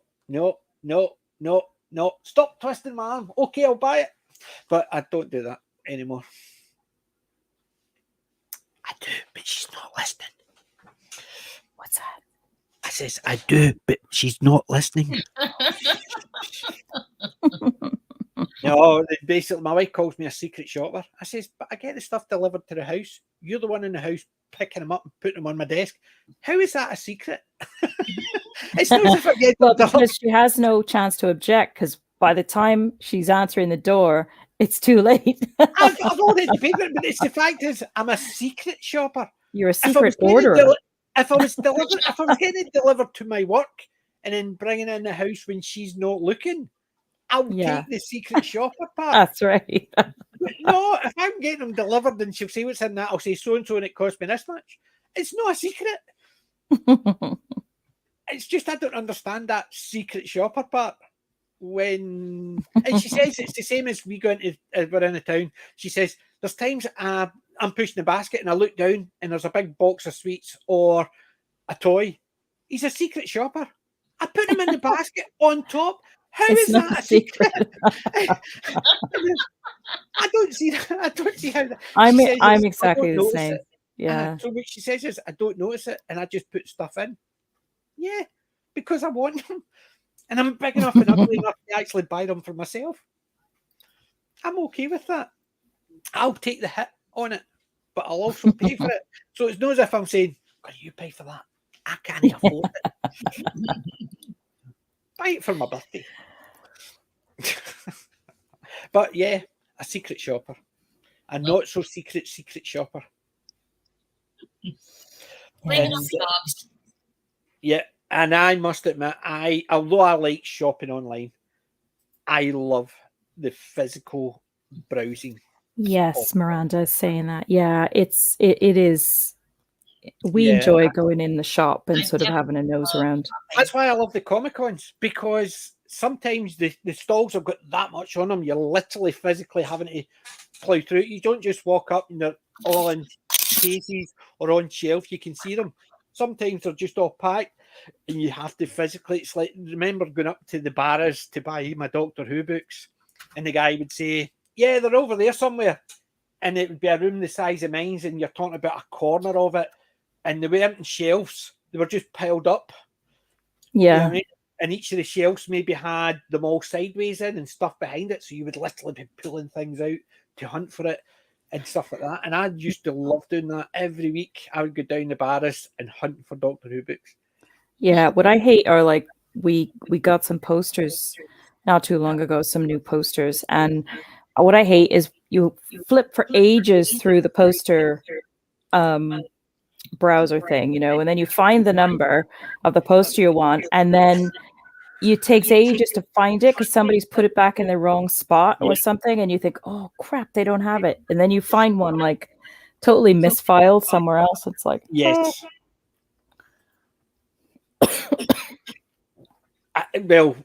I did. My wife was laughing at me because I went to the Comic Con. Normally, I spend 2 days at the Comic Con and walk around, but because I had something on Sunday, I only went for 1 day, and I didn't even get the priority pass. I got the 11 o'clock pass, and I left at 2. So I was in there for three hours, and I spent nearly £500. Nearly £500. I reckoned if I spent any longer there, I would be selling my house. So I just said, I better go home.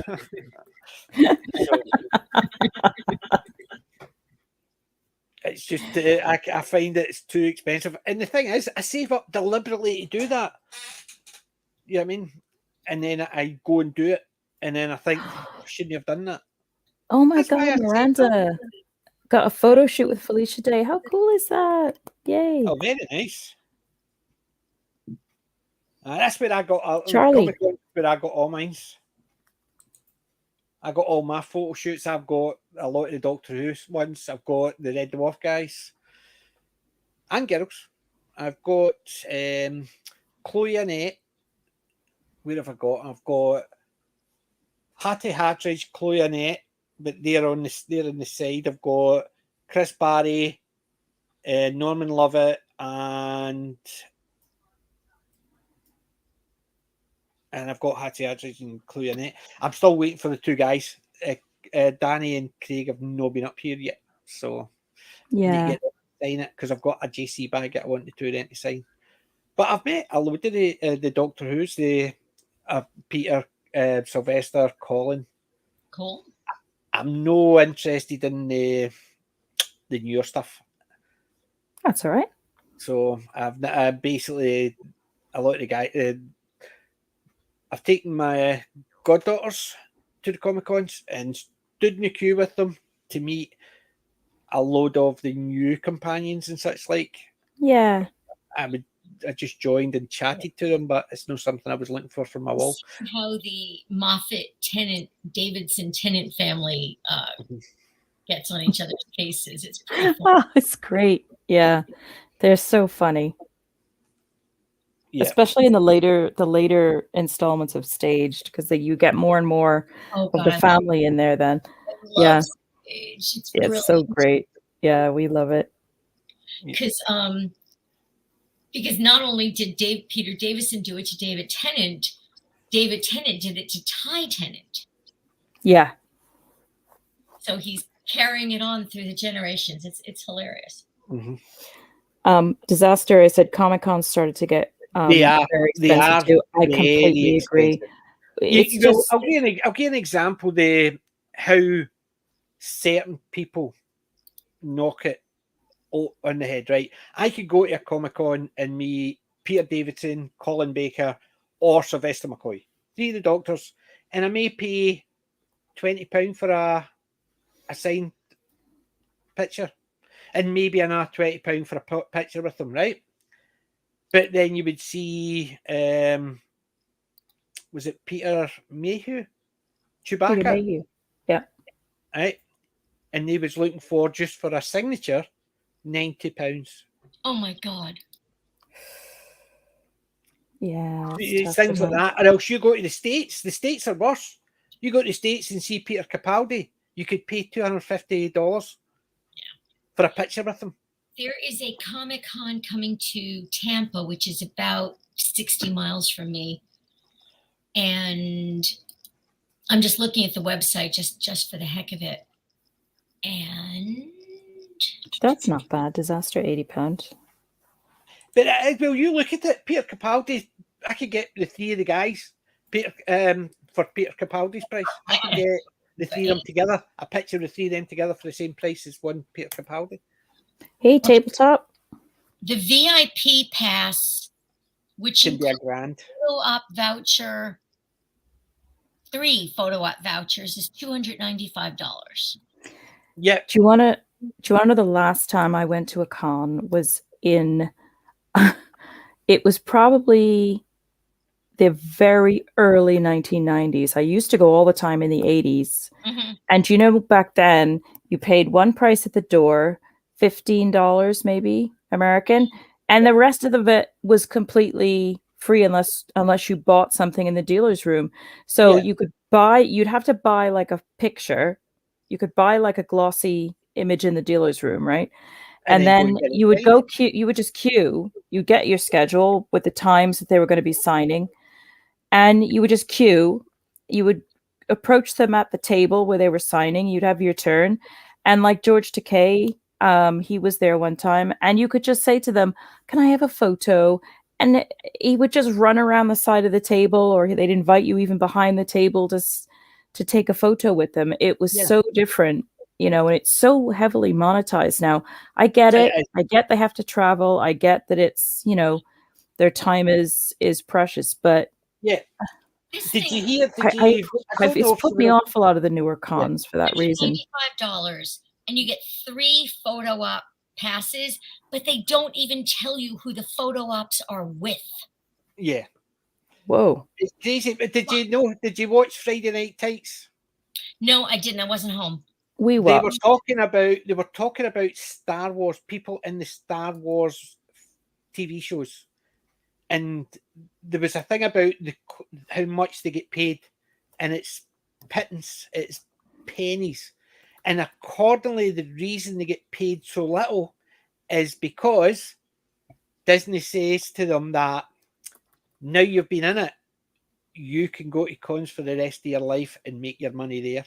So that's the reason Disney give for paying them so poorly, because you've been in Star Wars, you can make money at cons. That's awful. Speaking of Star Wars, Giancarlo Esposito, the guy who plays, oh God, what's his name? Moff, what's his face? The one in The Mandalorian. Yeah. Oh, Pedro Pascal. No, not the Mandalorian himself, but Moff, what's his face? Giancarlo Esposito is the actor, but anyway, he's supposedly going to be there. Loretta Swit may be there, Jamie Farr, and a whole. Oh my goodness! Why would I? It's a mashup. Is that what you're saying? Yeah, very funny. Who's going to be there? Celebrity photo ops. They don't tell you who's going to be there, yet they want to charge you 300 smackers to be there. And that's the thing. Sorry, not happening. Exactly. It's at one point the VIP ones, you could go into a certain room and that's where everybody had their lunch. So the people sitting at the tables, so you could be sitting at the table just having your lunch with with the guests.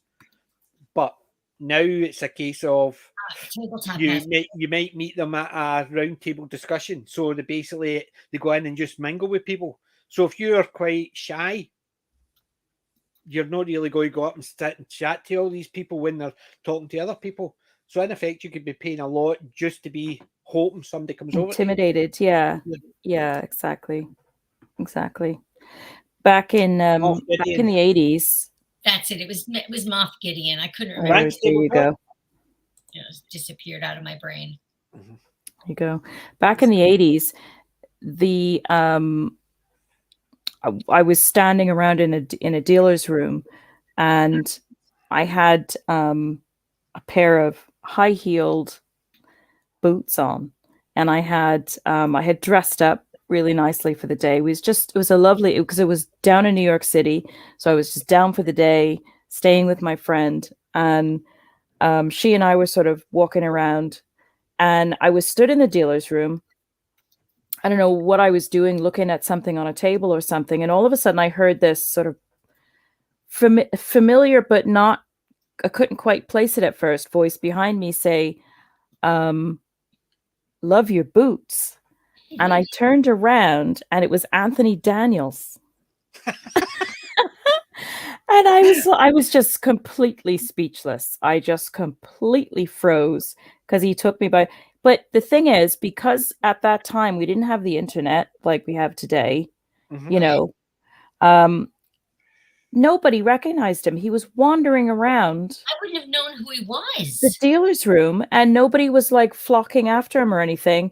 But I was such a we were there partly to see him as well. I mean, there was Star Trek people there, there was Star Wars people there, but it was like he was just wandering around the dealer's room, and he said that to me, and I was just like, I just couldn't even speak. I was just recognized blown away. Yeah, definitely would not have recognized him. We did that. We'd gone up to. There was a couple of shows in Glasgow. There was one with wasn't Gregor Fisher in it, but there was the guy in it, Ian Finlayson. He was quite a well-known actor around about the Scottish scene, and he'd been in a lot of TV comedies and stuff like that. And when my oldest, the one that's just had my grandson, she was about 2. So we're sitting in McDonald's, and she's gone like that behind us. Turn around and leave people alone. And she's going like that. So I turned round, and there's him sitting across with his wife, carrying on with her. And she's only laughing and waving at him, and we're telling her not to leave people alone. And he's sitting behind us in McDonald's, carrying on with the main. And I thought, when you see that nowadays, an actor actually going to McDonald's and carrying on with somebody. Yeah. You would see it very rarely. You would have somebody just walking about if they're famous. Yeah, they can't escape it now, because the internet, you just known instantly. Your face is everywhere. Yeah, but it's a shame, because you look at Katie Manning, lovely, nicest person. Anytime you were going up and talk, she would ask you how you're doing, and she would chat to you. If there was a kid there, she would chat to them, to the point where the people would say, "Sorry, Miss Manning, you have to hurry up because look at the queue." She'd go, "Oh, yeah." And she basically, she's so lovely. The wee kid in front of us said, "Do you mind if I get a picture with you?" Not a problem. "No, Miss Manning, you can't do that because these other people have paid for pictures." She says, "They'll get one." And she came out, and I says that. I says, "I would love a picture with you." I says, "I've actually just had a picture with you." She says, "Oh, do you want another one?" Give me a big cuddle. You can't not. She's the loveliest. That's why Katie is so lovely. Yes, and the fact is, I was standing in the queue for 20 minutes, and I saw how she was acting. I'm okay with that, because when I get there, I don't feel as if she's going to go, "Sorry." Yeah. I've been in queues where you go up to someone and they go, "Sign," and away. Because, right, Christopher Judd, right, Teal'c from Stargate, and James Matheson. the one that played Spike. Oh, Was it can't James think of his Matheson? name. Don't know. Anyway, but it's the same idea. They had such a long queue. It was understandable that they says, sorry, you can't have a chat with them. But each of them would make a joke or say something. Oh, that's Spike, James Masters. Yeah. Masters. I can see Melvin and Jim. Yeah. Got it. Masters, Yeah. sorry, aye. I keep saying Masters. I don't know why. James Masters. I know why. I've got a friend called James Masters. That's what it is. I'm getting but James Masters. And they make a joke like, for instance, James Masters, he basically had said, oh, no, sorry, Christopher Judd. I'd gone up and I says, could you sign it for Jennifer? I says, the last thing I got signed for her, I actually got the person to sign for me instead. And he put, this is not for, this is for, and signed it him. So he basically made a joke out of it. The fact that this is not for your dad, this is for you.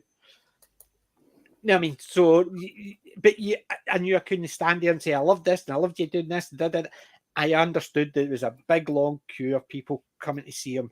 So you get a couple of minutes. But even within those times, they were really nice to the fans. They weren't just a case of sign, on you go, sign, on you go. And I saw people do that. And I thought, why would you just queue up for somebody who just goes, sign here? Yeah. Don't talk to you, nothing. I pay all that money for it. Exactly. Whereas Katie Manning, she was such a doll. She was basically chatting away. Robert Llewellyn was my first autograph and the first one I'd seen my first Comic-Con. And he was just such a nice guy. He would come out and chat to you. And he was carrying on with my friend's daughter who was there. And then when the guy, her man was actually taking a video and instead of taking a video, kept taking a picture. You can hear him when he's trying to fix it. You can hear Robert Llewellyn slagging him off and having a laugh and joke with us, going, he's rubbish. Do anybody know how to use a phone? And all this in the background, just taking the mickey out of my friend. And we all found it was hilarious. But nowadays, money, gimme, go. There was one person, I rose by any other name, but I'll not mention who her name is. Accordingly, she was that type of person. It was a case of, give me your money, sign, on you go.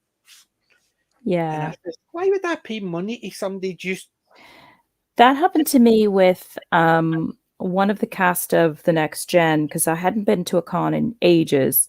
And I think I ended up at one... I want to say it had to have been like the early 90s, I would have thought. I don't think I'd been to anything after that. But I mean, my memory's a bit fuzzy on the year. But Marina Sirtis was there. And I was very, very standoffish with Next Gen when it first came out. I was such a purist, a Star Trek purist. But I obviously fell in love with the show once it got going, and we got, some great, great shows. But I stood in line, and it was kind of like a conveyor belt. I just didn't feel I'd had any sort of personal interaction or anything like that. It was, and it was almost like it was almost like they were looking down on you a little bit, and like they were, they were kind of like, oh, we're, what it reminds me of? hi, sweetheart. It was a little bit condescending. Yeah, you remember Galaxy Quest? Yeah. After he hears those two guys slagging him in the toilet, he comes back. He's just signing flick. He's no interacting with anybody. He didn't care. It was just a case of you paid money because he was annoyed the way people thought of him. So he would just sign it and flick. He wouldn't interact with people. And the other ones were going, he's not only good with the fans. Sometimes you get someone, that's how they are. They just sign, flick, sign. They don't even look up. They just know you've got the money, they sign it and hand it to you. Don't even look at you. And I don't like that. Why would you go and spend money? Whereas I've met Norman Lovett. I stood about 15, 20 minutes chatting to Norman Lovett. He loves to chat, doesn't he? Chris Barry's another one. Me and my daughter met him, and basically there was a big long queue, and he was chatting to each of us, and he basically said how me and my daughter were dressed as first junior technician and senior technician rather than first and second technicians. and he thought it was hilarious. And then when we met him, we asked a question at the Q&A. The Q&A later on. This is about an hour or so later. He saluted her and says, it's the senior and junior. So he remembered us, and I thought that was nice. That's lovely. And it basically, she was over the moon. She got 3 salutes from AJ Rimmer. So she was over the moon. And that's brilliant. It was the fact that he remembered from, because she would never normally ask a question, but she asked him a question, and very nice. And it's things like that. I felt sorry for Hattie Hatridge. She was sitting next to him, and there was 1 or 2 people in the queue. But people would come down the queue with Chris, and 1 or 2 of them would go over and get a signature from Hattie and then leave, or else they would go the other way and just ignore her. She was sitting next to him. I thought it was unfair. Yeah. I was not a big fan of her comedy. I've seen her in Jonathan Creek. I've seen her stand up and stuff like that. And it is very Norman Lovett like. And that's why Norman says she was known as the female Norman Lovett, because they had a very similar type. Okay. But I wasn't as keen on hers because I like Norman Lovett. It's like the same in watching Alan Partridge or The Office. The 2 of them are car crash TVs type shows. Mm-hmm. It's about watching people in real life acting out in such a way it's cringeworthy. I love Alan Partridge, didn't like David Brent. It's just that type of thing. So the 2 of them are, the humour is very similar to both, but I'm more to one. But I sat and chatted to her for about 5-10 minutes. It's really nice, and she understood that Chris is a draw. I was only Holly for a wee bit. You know what I mean? So she was okay with it, and she understood it. She didn't get annoyed that she was sitting there and Chris had a big long queue, and occasionally somebody would go and get a signature from her. But it wasn't a case of, you imagine other people who would maybe sit next to that, they'd be resentful that they're sitting in they've been in the same show, and how come he's getting all the attention, and or you me, because she understood that some people are popular, some are less popular, even though they've been in the same show, and he's been a main star of it. I was only a part for a couple of seasons, and she was really nice. I can't deny, and I was chatting to her about other stuff, because obviously I'd seen her in Jonathan Creek and stuff like that. So yeah, it was nice chatting to him. Couldn't get into it. Jonathan Creek. Oh, we love Jonathan Creek. Yeah. Get off this channel. I'm willing to try again. No, Jonathan Creek. It really depends on his companion. Okay.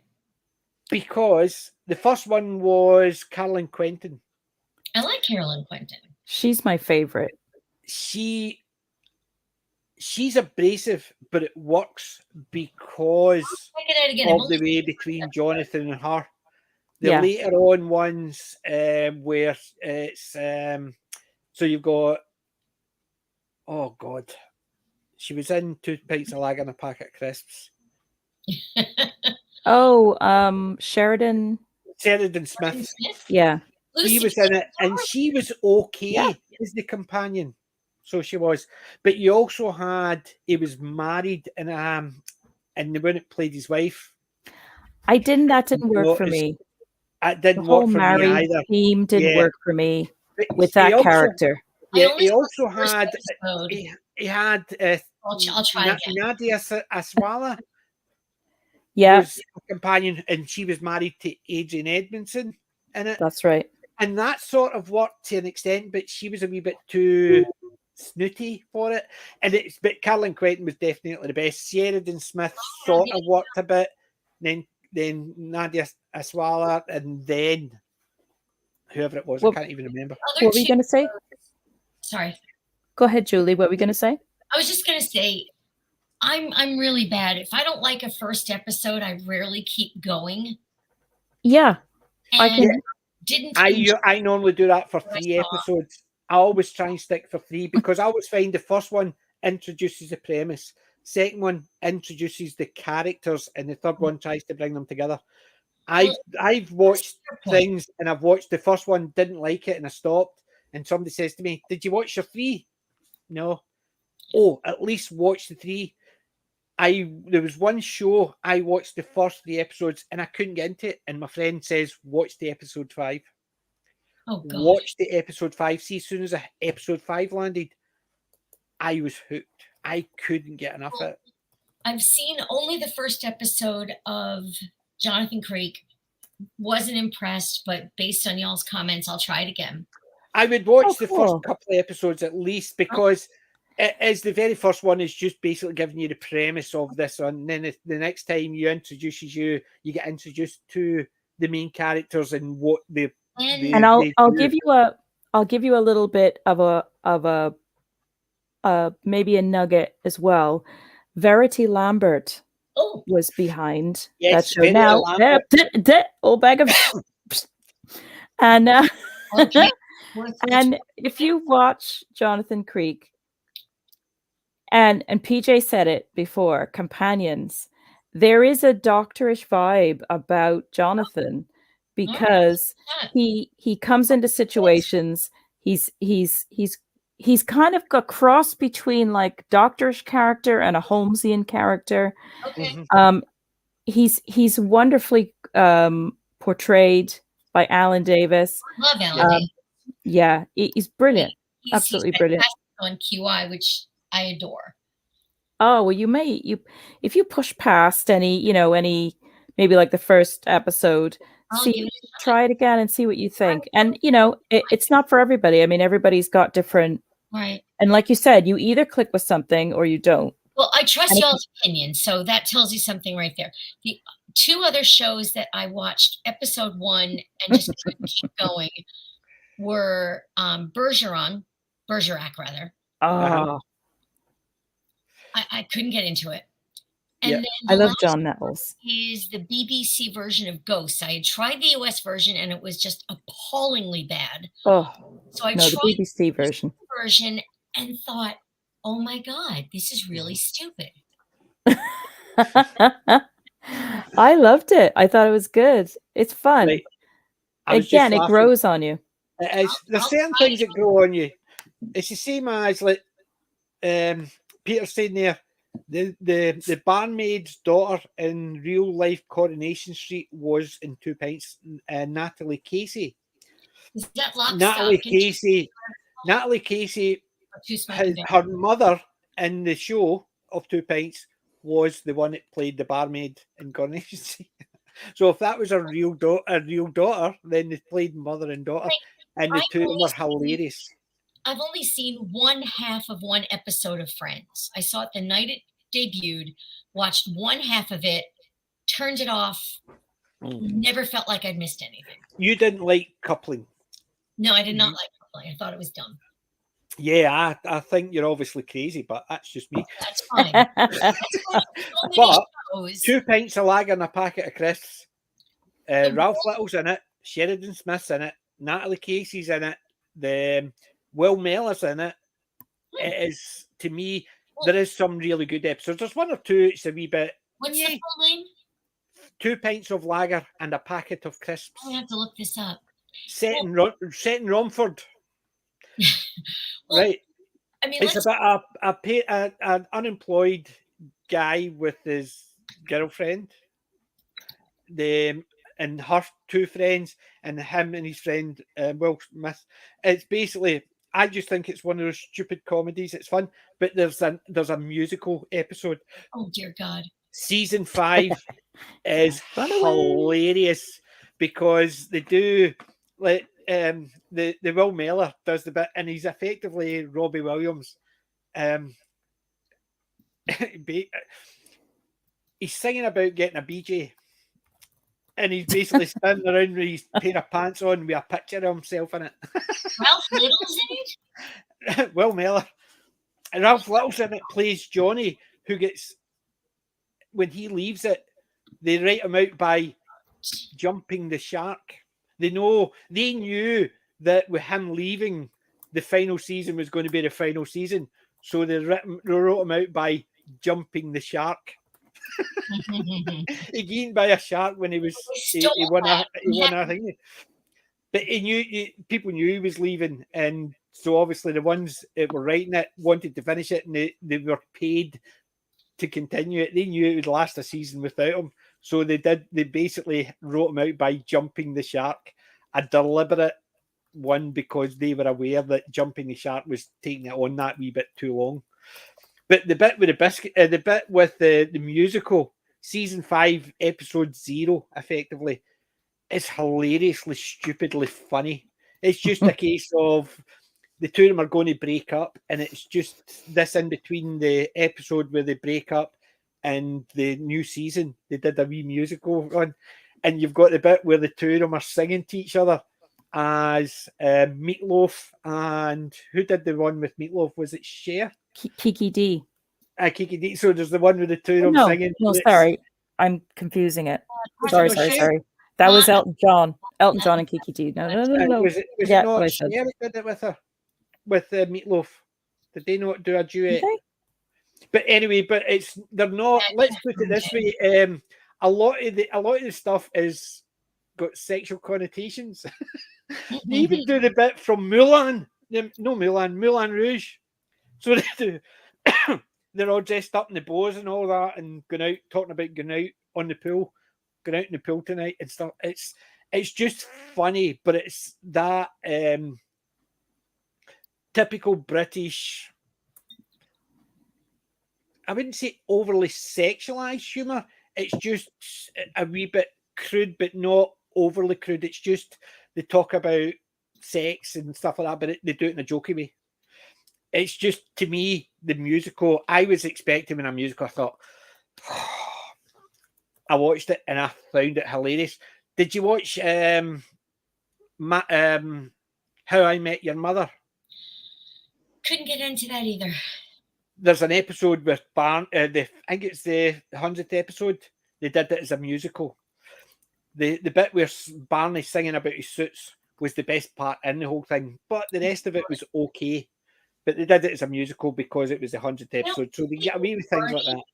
Speaking of Barney in How I Met Your Mother, reminds me of all this stuff about, only trans people can play trans people and only gay people can play gay people. Meanwhile, Neil Patrick Harris played a womanizer, and he is gay.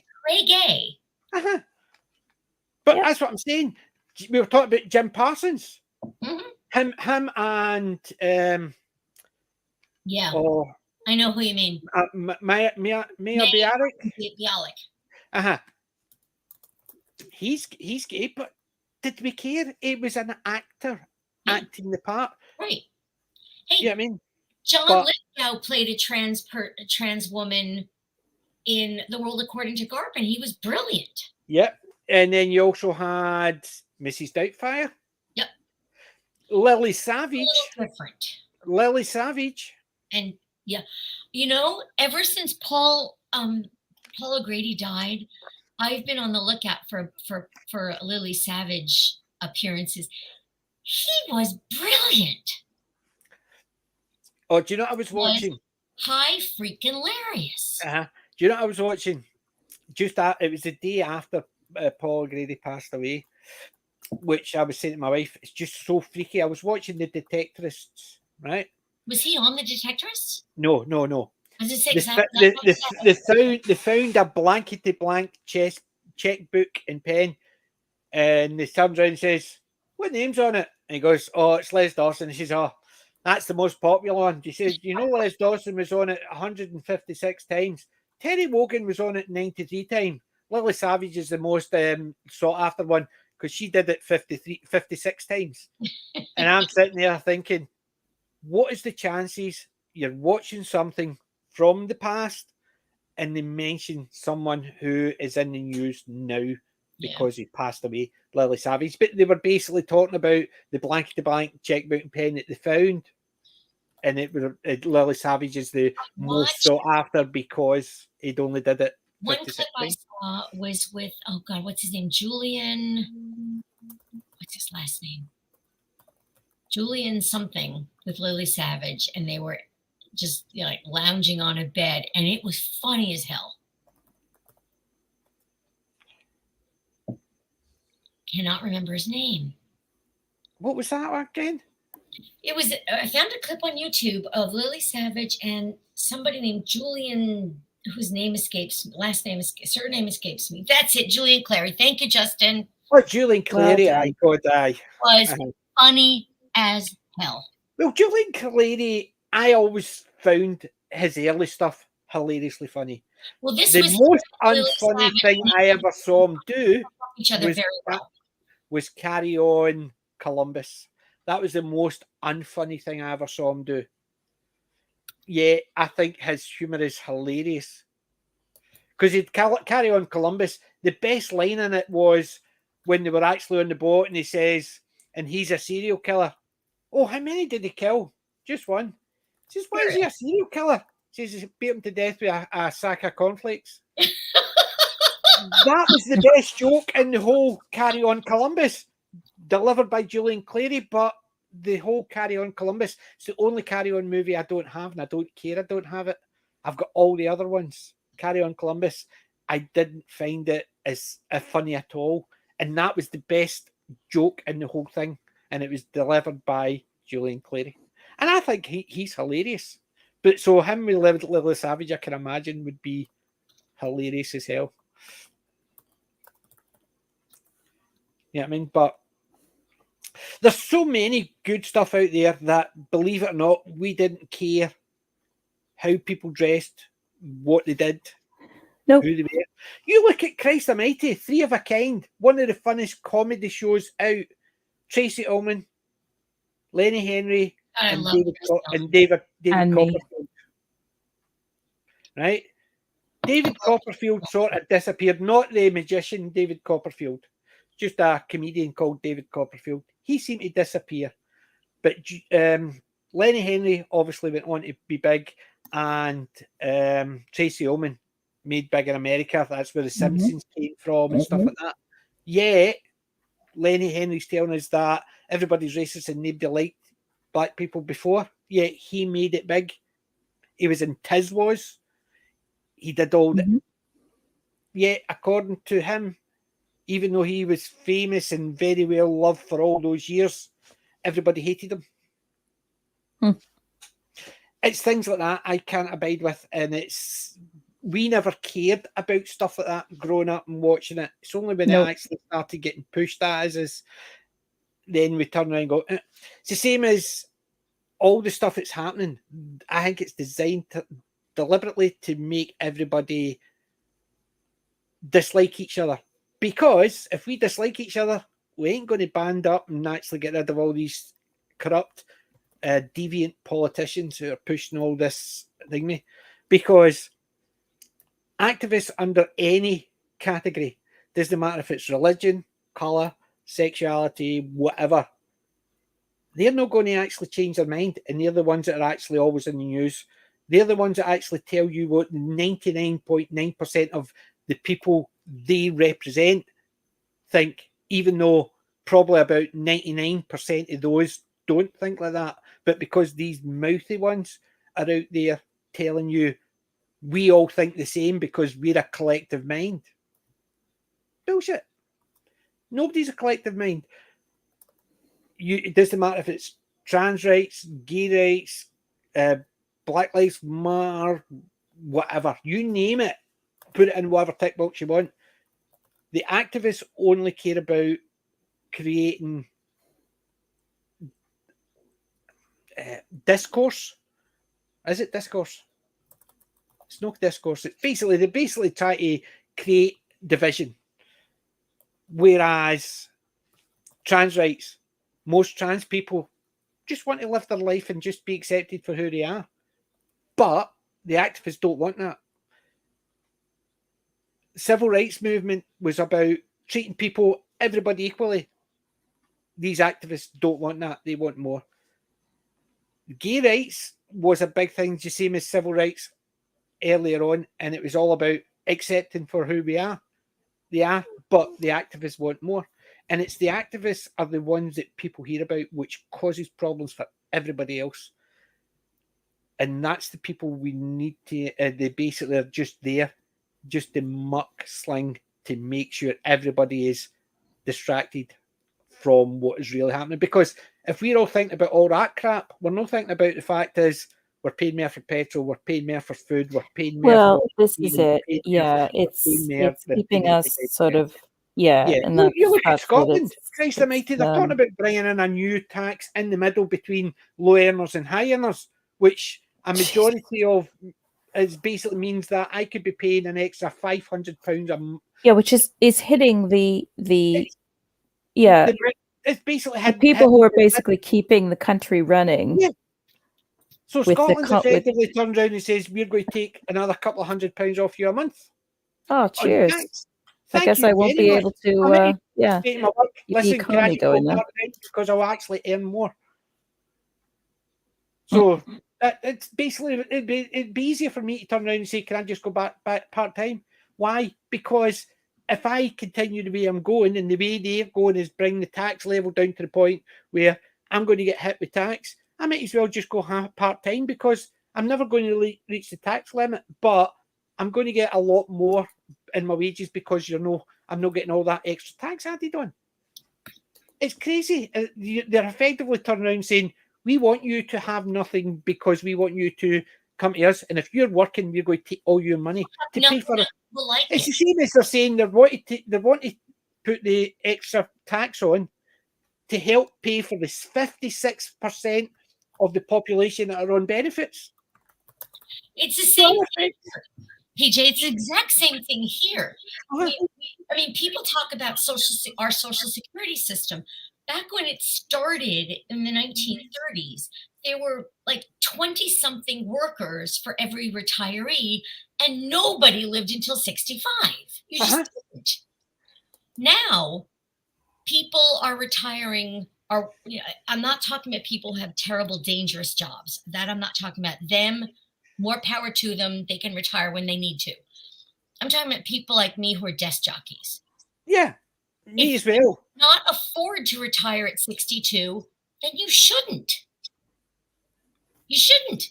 I want to, but I know I can't. I mean, I'm 63. I'm going to be retiring when I'm 67, and I've got a plan, and it's going to work out, and I'll be able to afford it. But I will not have any taxable income that year because I'm going to be living off of cash. Which means that I'm going to be taking advantage of certain government programs that I've been paying into all these years and never benefited from. But that's the thing as well. It's just a case of, I could work until I'm 67 and retire naturally, but I want to retire 5 years early minimum. Probably I'll be 3 years early. But it's only because, I'll have my house paid off. I won't need to drive. So it will just be the basics survive. And that's why I think I'll need to make it an extra 2 years just so I've got savings to do all that. But my wife's obviously younger than me, so she's going to be working. And if she retires at the same age as I did, that's still another 10 years down the line. Right. And I'll probably be gone by then anyway. You know what I mean? She would have probably actually got that pissed off of me doing nothing and at home. She would have just killed me and buried me out the back. Yeah. I think I'll be working till I look like an extra from The Walking Dead. I'm acting like I'm starting to act like an extra from The Walking Dead. How does it work with if you had a 401k in the States, but you're not living in the States anymore? I can't. I think I ended up, I can't even remember now. It's been so long. I think I ended up cashing it out. Okay. Somehow. Because I don't think we didn't have anything like that here. Is it not something like that happens with somebody from Britain who stays in Spain, who's retired and gone to Spain? They can still get their pension in the bank and they can draw it, even though they don't stay in. That's the part that's going to be interesting for me. I don't know what UK retirement benefits are like, but here in the pension, States, when I was laid off of a job in 1995 after 12 years, I got a fantastic severance package, and they gave me a check for X amount of dollars that represented every penny that I had put into my retirement plan. Okay. Yeah. Okay. 1995, after having worked for that company for 12 years. Fast forward to 2008. I, at the time, was 49 years old. I'd been working for, let's see, over 30 years at that point. I've been working for not counting babysitting, I'd been working for an actual paycheck for over 30 years. And when I got my paper statement from the U.S. Social Security, I looked at it. And after 30 some odd years of an actual paid job, I had deposited that same exact amount, X, with Social Security. So 30 something years versus 12 years, which is a better deal? Yeah. But it's the same idea. See, the thing is, UK pension, right? So my working life, you've got your tax and your national insurance. Mm-hmm. National insurance goes towards things like your pension and stuff like that. Right, but right. you can pay for a private pension. Right, we can too. Yeah. So all we get is a private pension plus Social Security. Yeah, but so if I retire just now, for instance, I can't claim my pension for X amount of years. But if I claim my pension, I just get the state pension. Mm-hmm.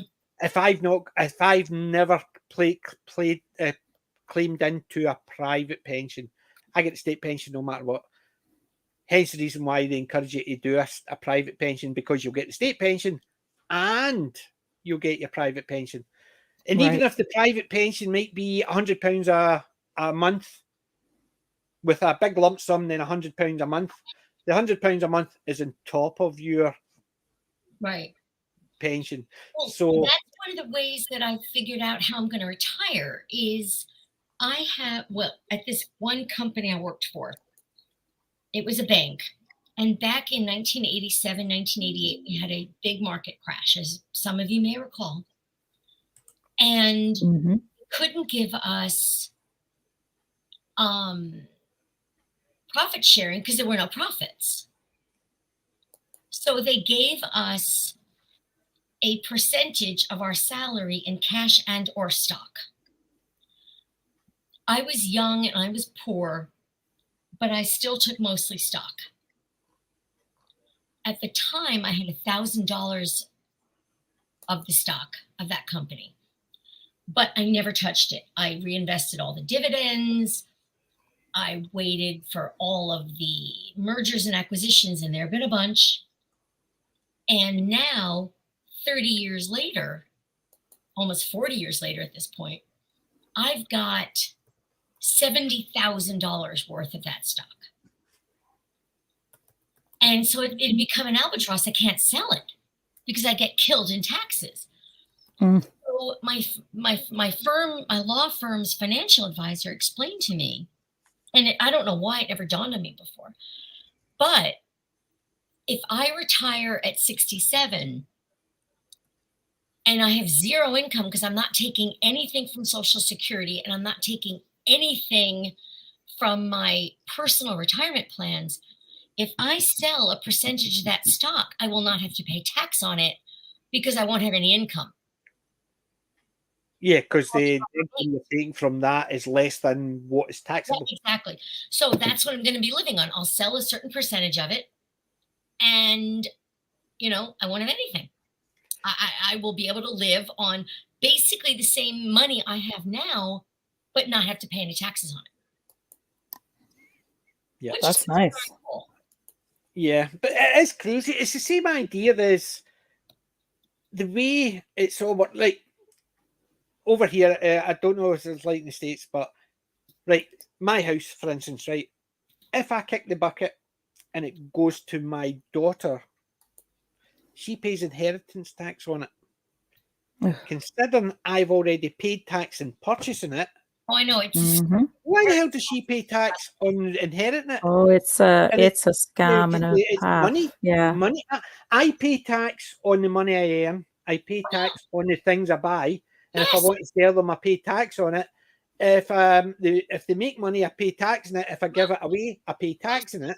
Absolutely. It's basically, It's here. as Gary keeps on saying, all tax is theft, and it is. It is If they tax me for my road tax, and if they use that money for anything other than repairing the roads, that's theft. If they pay me, if I have to pay community tax and they use that for the bins, for keeping bus lanes and stuff like that, anything else with that is theft. But we know fine well there's no money to repair the roads because they've taken the money out of that and did this with it. Sorry, that's not what you've asked. You've taken it off me for. So that'd be like me paying you to be my lawyer, and then you go and buy me a bottle of milk and say, there you go. But I paid you for this, and you say, I gave you that, so it's the same. That's what they do with the tax. They tax you for something, and then they take that money and put it on something else. To me, that's theft. And I think no matter what, tax is theft. Yeah. We're on the same boat. Yeah. Taxation equals theft, and now I am deleted from YouTube, and this channel is banned. Yeah, that's it. Jim, totally. Oh, I made the list a long time ago, probably. Yeah, yeah. I know. No, I am very conservative. I am a woman of the left, of the right, or the right woman. Yeah. Thank you. Yeah. No, I just don't understand why people think screwing the rich people is good, because they're the ones who supply the jobs. I mean, I don't get it. It's crazy. Although somebody said a poor person has never hired me, or something words to that effect. Aye, but it's one of those ones. It's a case of we're going to tax the rich. They say, well, why are all the rich people actually leaving New York? Right. Because you are going to tax them. So why would they stay in New York when they can actually move over the border there? Stay there and not get taxed. They're moving to my state, the free state of Florida. But that's what I'm saying. So it's things like that. They turn around and say, we're going to tax the rich. Where's all the rich people going? Can you know work that one out? Even I can work it out, and I've not got a degree in anything. Well, I have got a degree, but no in anything important. I don't remember what year it was, but there was at some point, I think it was in the Clinton era, when they tried raising taxes. They raised taxes on yachts because they wanted to screw the rich. Meanwhile, it had unintended consequences, because I happen to have an old childhood friend whose husband was a naval architect. So yacht building companies had to fire people because rich people said, okay, fine. You want to tax me extra for a yacht? Screw it. I won't buy a yacht. Mm. So yeah, it has that trickle down effect. Thousands of people lost their jobs. But as that thing, they're already talking about doing stuff like that across the board, that we're going to tax this, we're going to tax that, and you're turning around and saying, then why would somebody actually work or stay here or build a business here if you're going to tax them to death? It's the same as that AOC one about how she campaigned about getting Amazon not to build a work, and then when they says fine because you're wanting us to pay too much tax, she says, how dare you? So basically, if you build here, we're going to tax you and tax you and tax you. And how dare you not build in here now? So you tell them they're going to it's going to cost them millions. And then when they say, well, we'll just not build there, we'll build over there and we could do the same job and it'll be a lot cheaper. They turn around and get annoyed because you don't want to pay X a million in tax. Absolutely. They're crazy. It's not crazy. They have the power that they can leave. Yeah. Unfortunately, most of us don't. I would like to move down to England just to get away from the nuts that is Scottish Parliament. I'm lucky that I was able to move to the free state of Florida from the People's Republic of New York. I have family down here. I've had family down here since the 1940s. So my mother and father always knew that they would move here. And I always knew I would move here. I just didn't know how early. But I moved here again when I turned 49. And it was the best decision I've ever made. I have a good job. I make only now, after 15 years of living here, I make now my gross pay without overtime and bonuses is what I made 15 years ago in New York. That's pretty good. Yeah. More to show for it. Yeah. You could always make so much money in New York. Yeah. I just didn't want the rat race down there. My last year in New York, when I was telling this to my current boss, New York City, I mean, not New York City. I was State. living in the Upper East Side of Manhattan, working in Midtown for a fancy schmancy family law boutique. And I mentioned that to my boss here in New York, how much I was making in New York my last couple of years. And he calculated how long ago it had been. He said, "Oh my God, you were making what I was making." Yeah. And I said, "Yeah, but I had nothing to show for it. And you had a wife, 2 kids, a beautiful home." Yeah. And I had a hovel in a walk-up 100-year-old building that my grandfather, when he came to visit me in that building, said, "You realize my parents worked their butts off to get out of this building. And you're back in." Yeah, it's the same as like people say, why don't I live in the city anymore? I used to live in the city. Mm-hmm. The house I've got, if I wanted a house the same size in the city, even like, give an example, we were looking at a townhouse, 3 floors, exact same in Kilmarnock, which is a town that's nearby. It's quite a large town. For a townhouse was 100,000.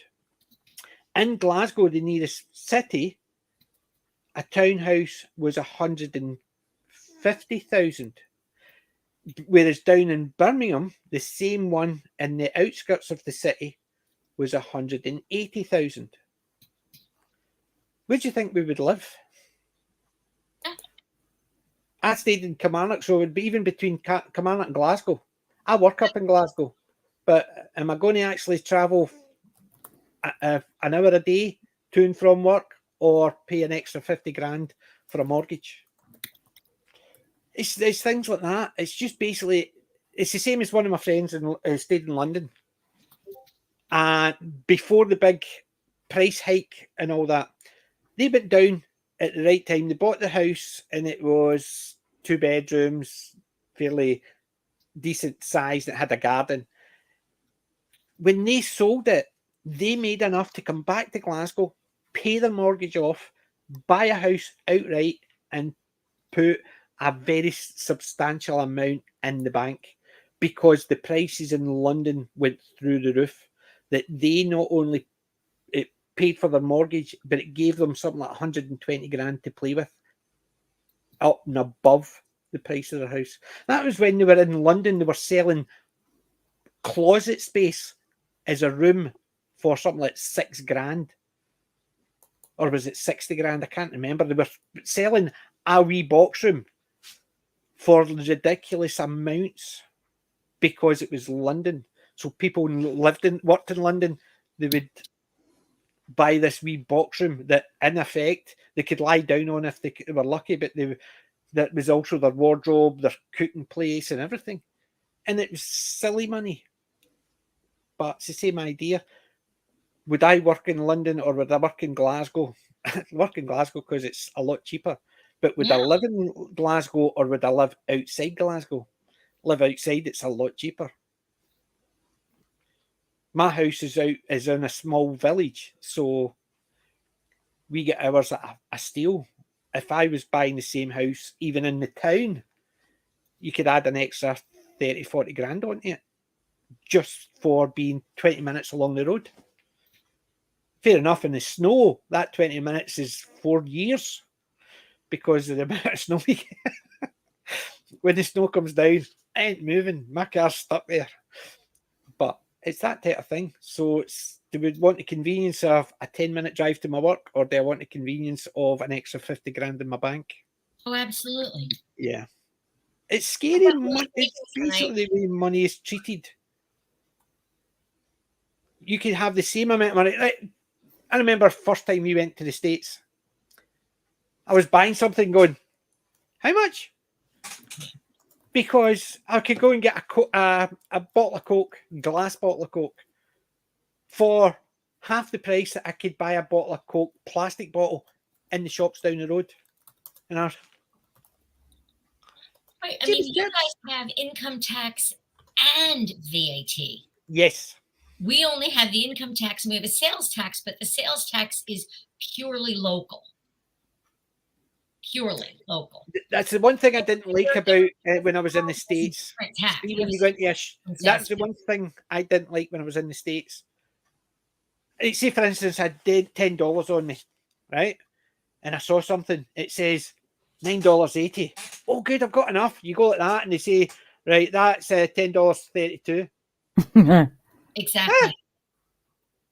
Then I can't afford it. You add the tax afterwards. They don't add you don't see the price with the tax. I would prefer if they actually says the price and then the brackets tax afterwards. I agree. Because for people who don't live in that, I can understand if it'd be like coming here and you're sitting there thinking, how much is the tax on top of that? They say, no, that's including VAT.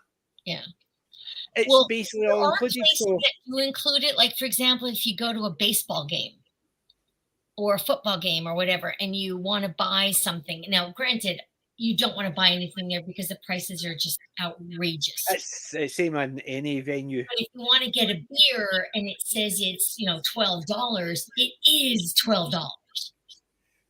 Yeah. It's not $12.92. It is actually $12. See, whereas me, I would rather have it with the tax already on it, so I know before I go in how much I'm paying. Because that was the big thing that actually put me off buying wee bits and pieces. Because, well, I actually don't know the price of that because I need to calculate how much tax goes on to it.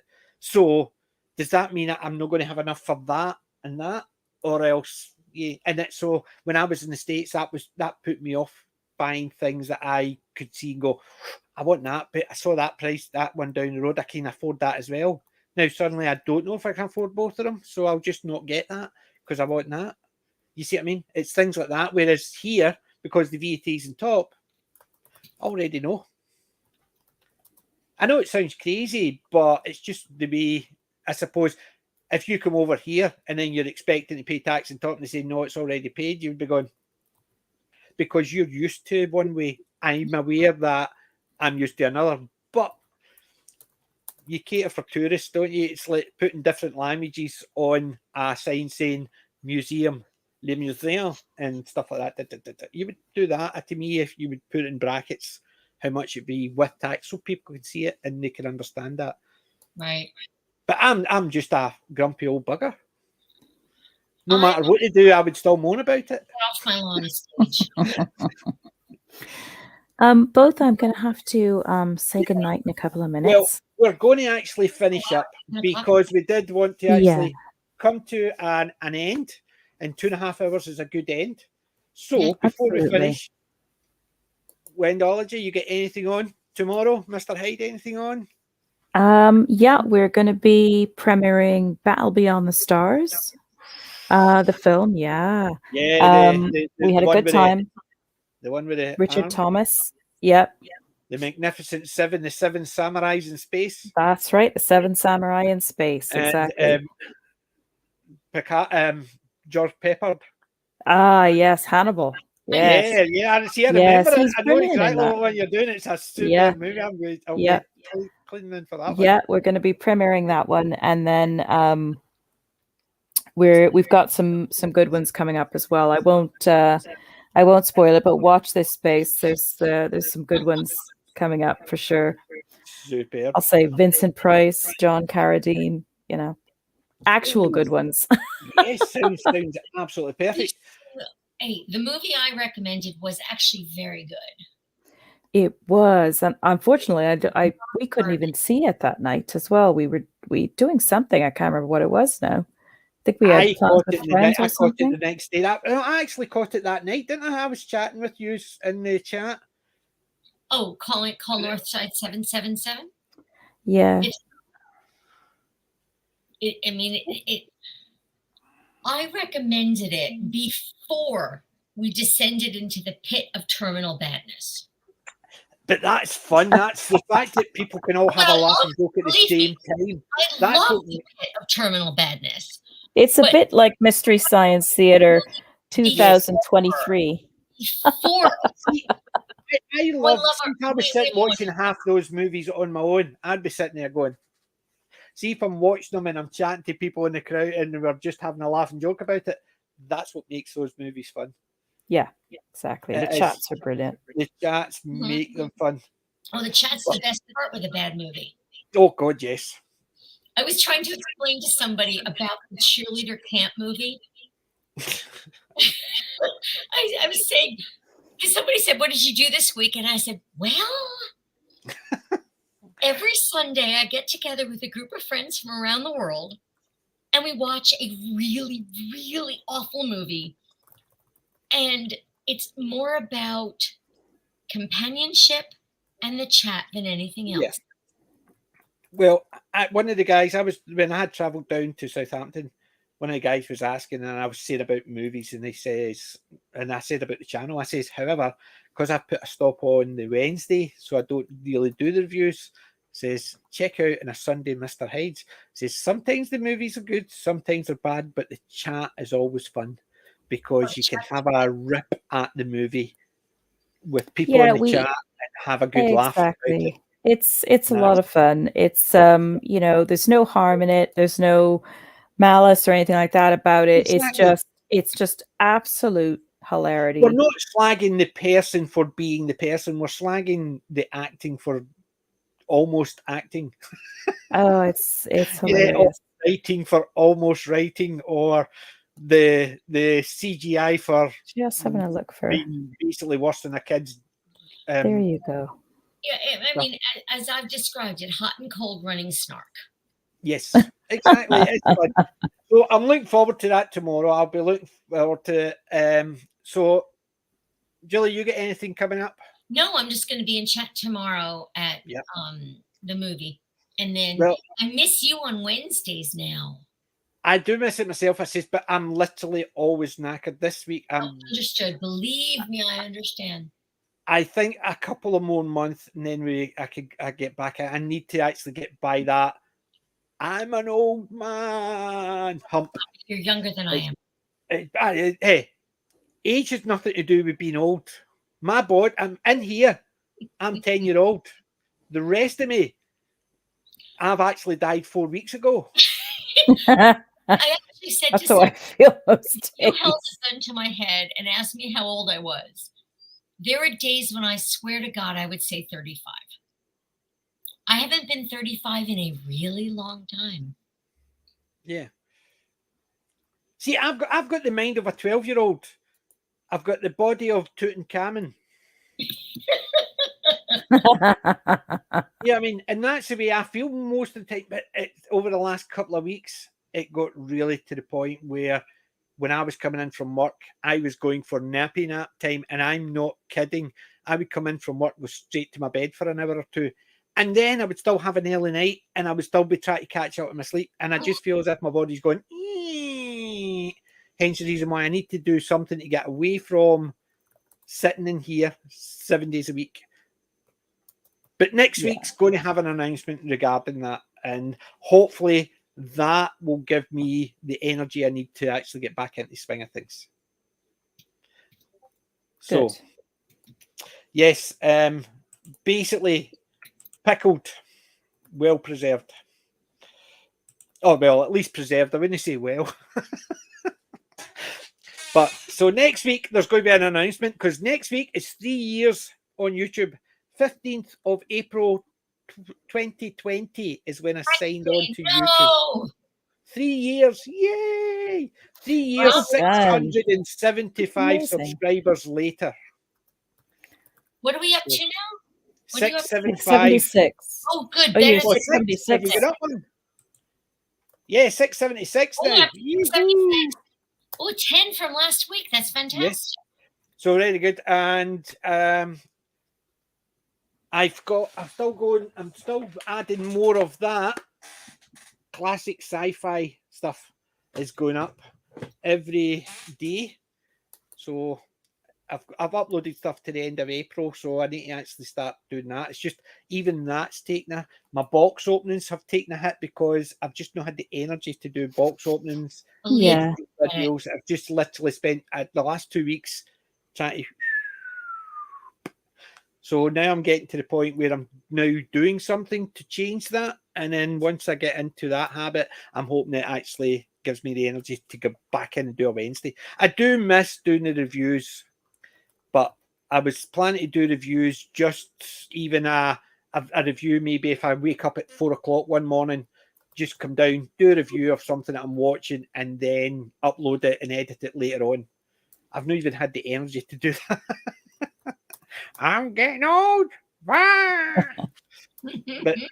so we'll finish off there.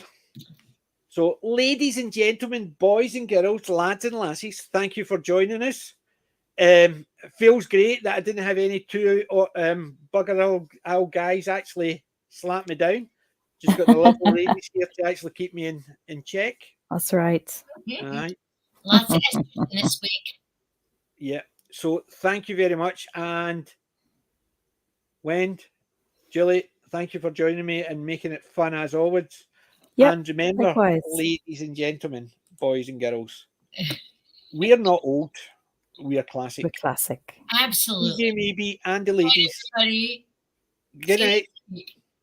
Good night, everybody.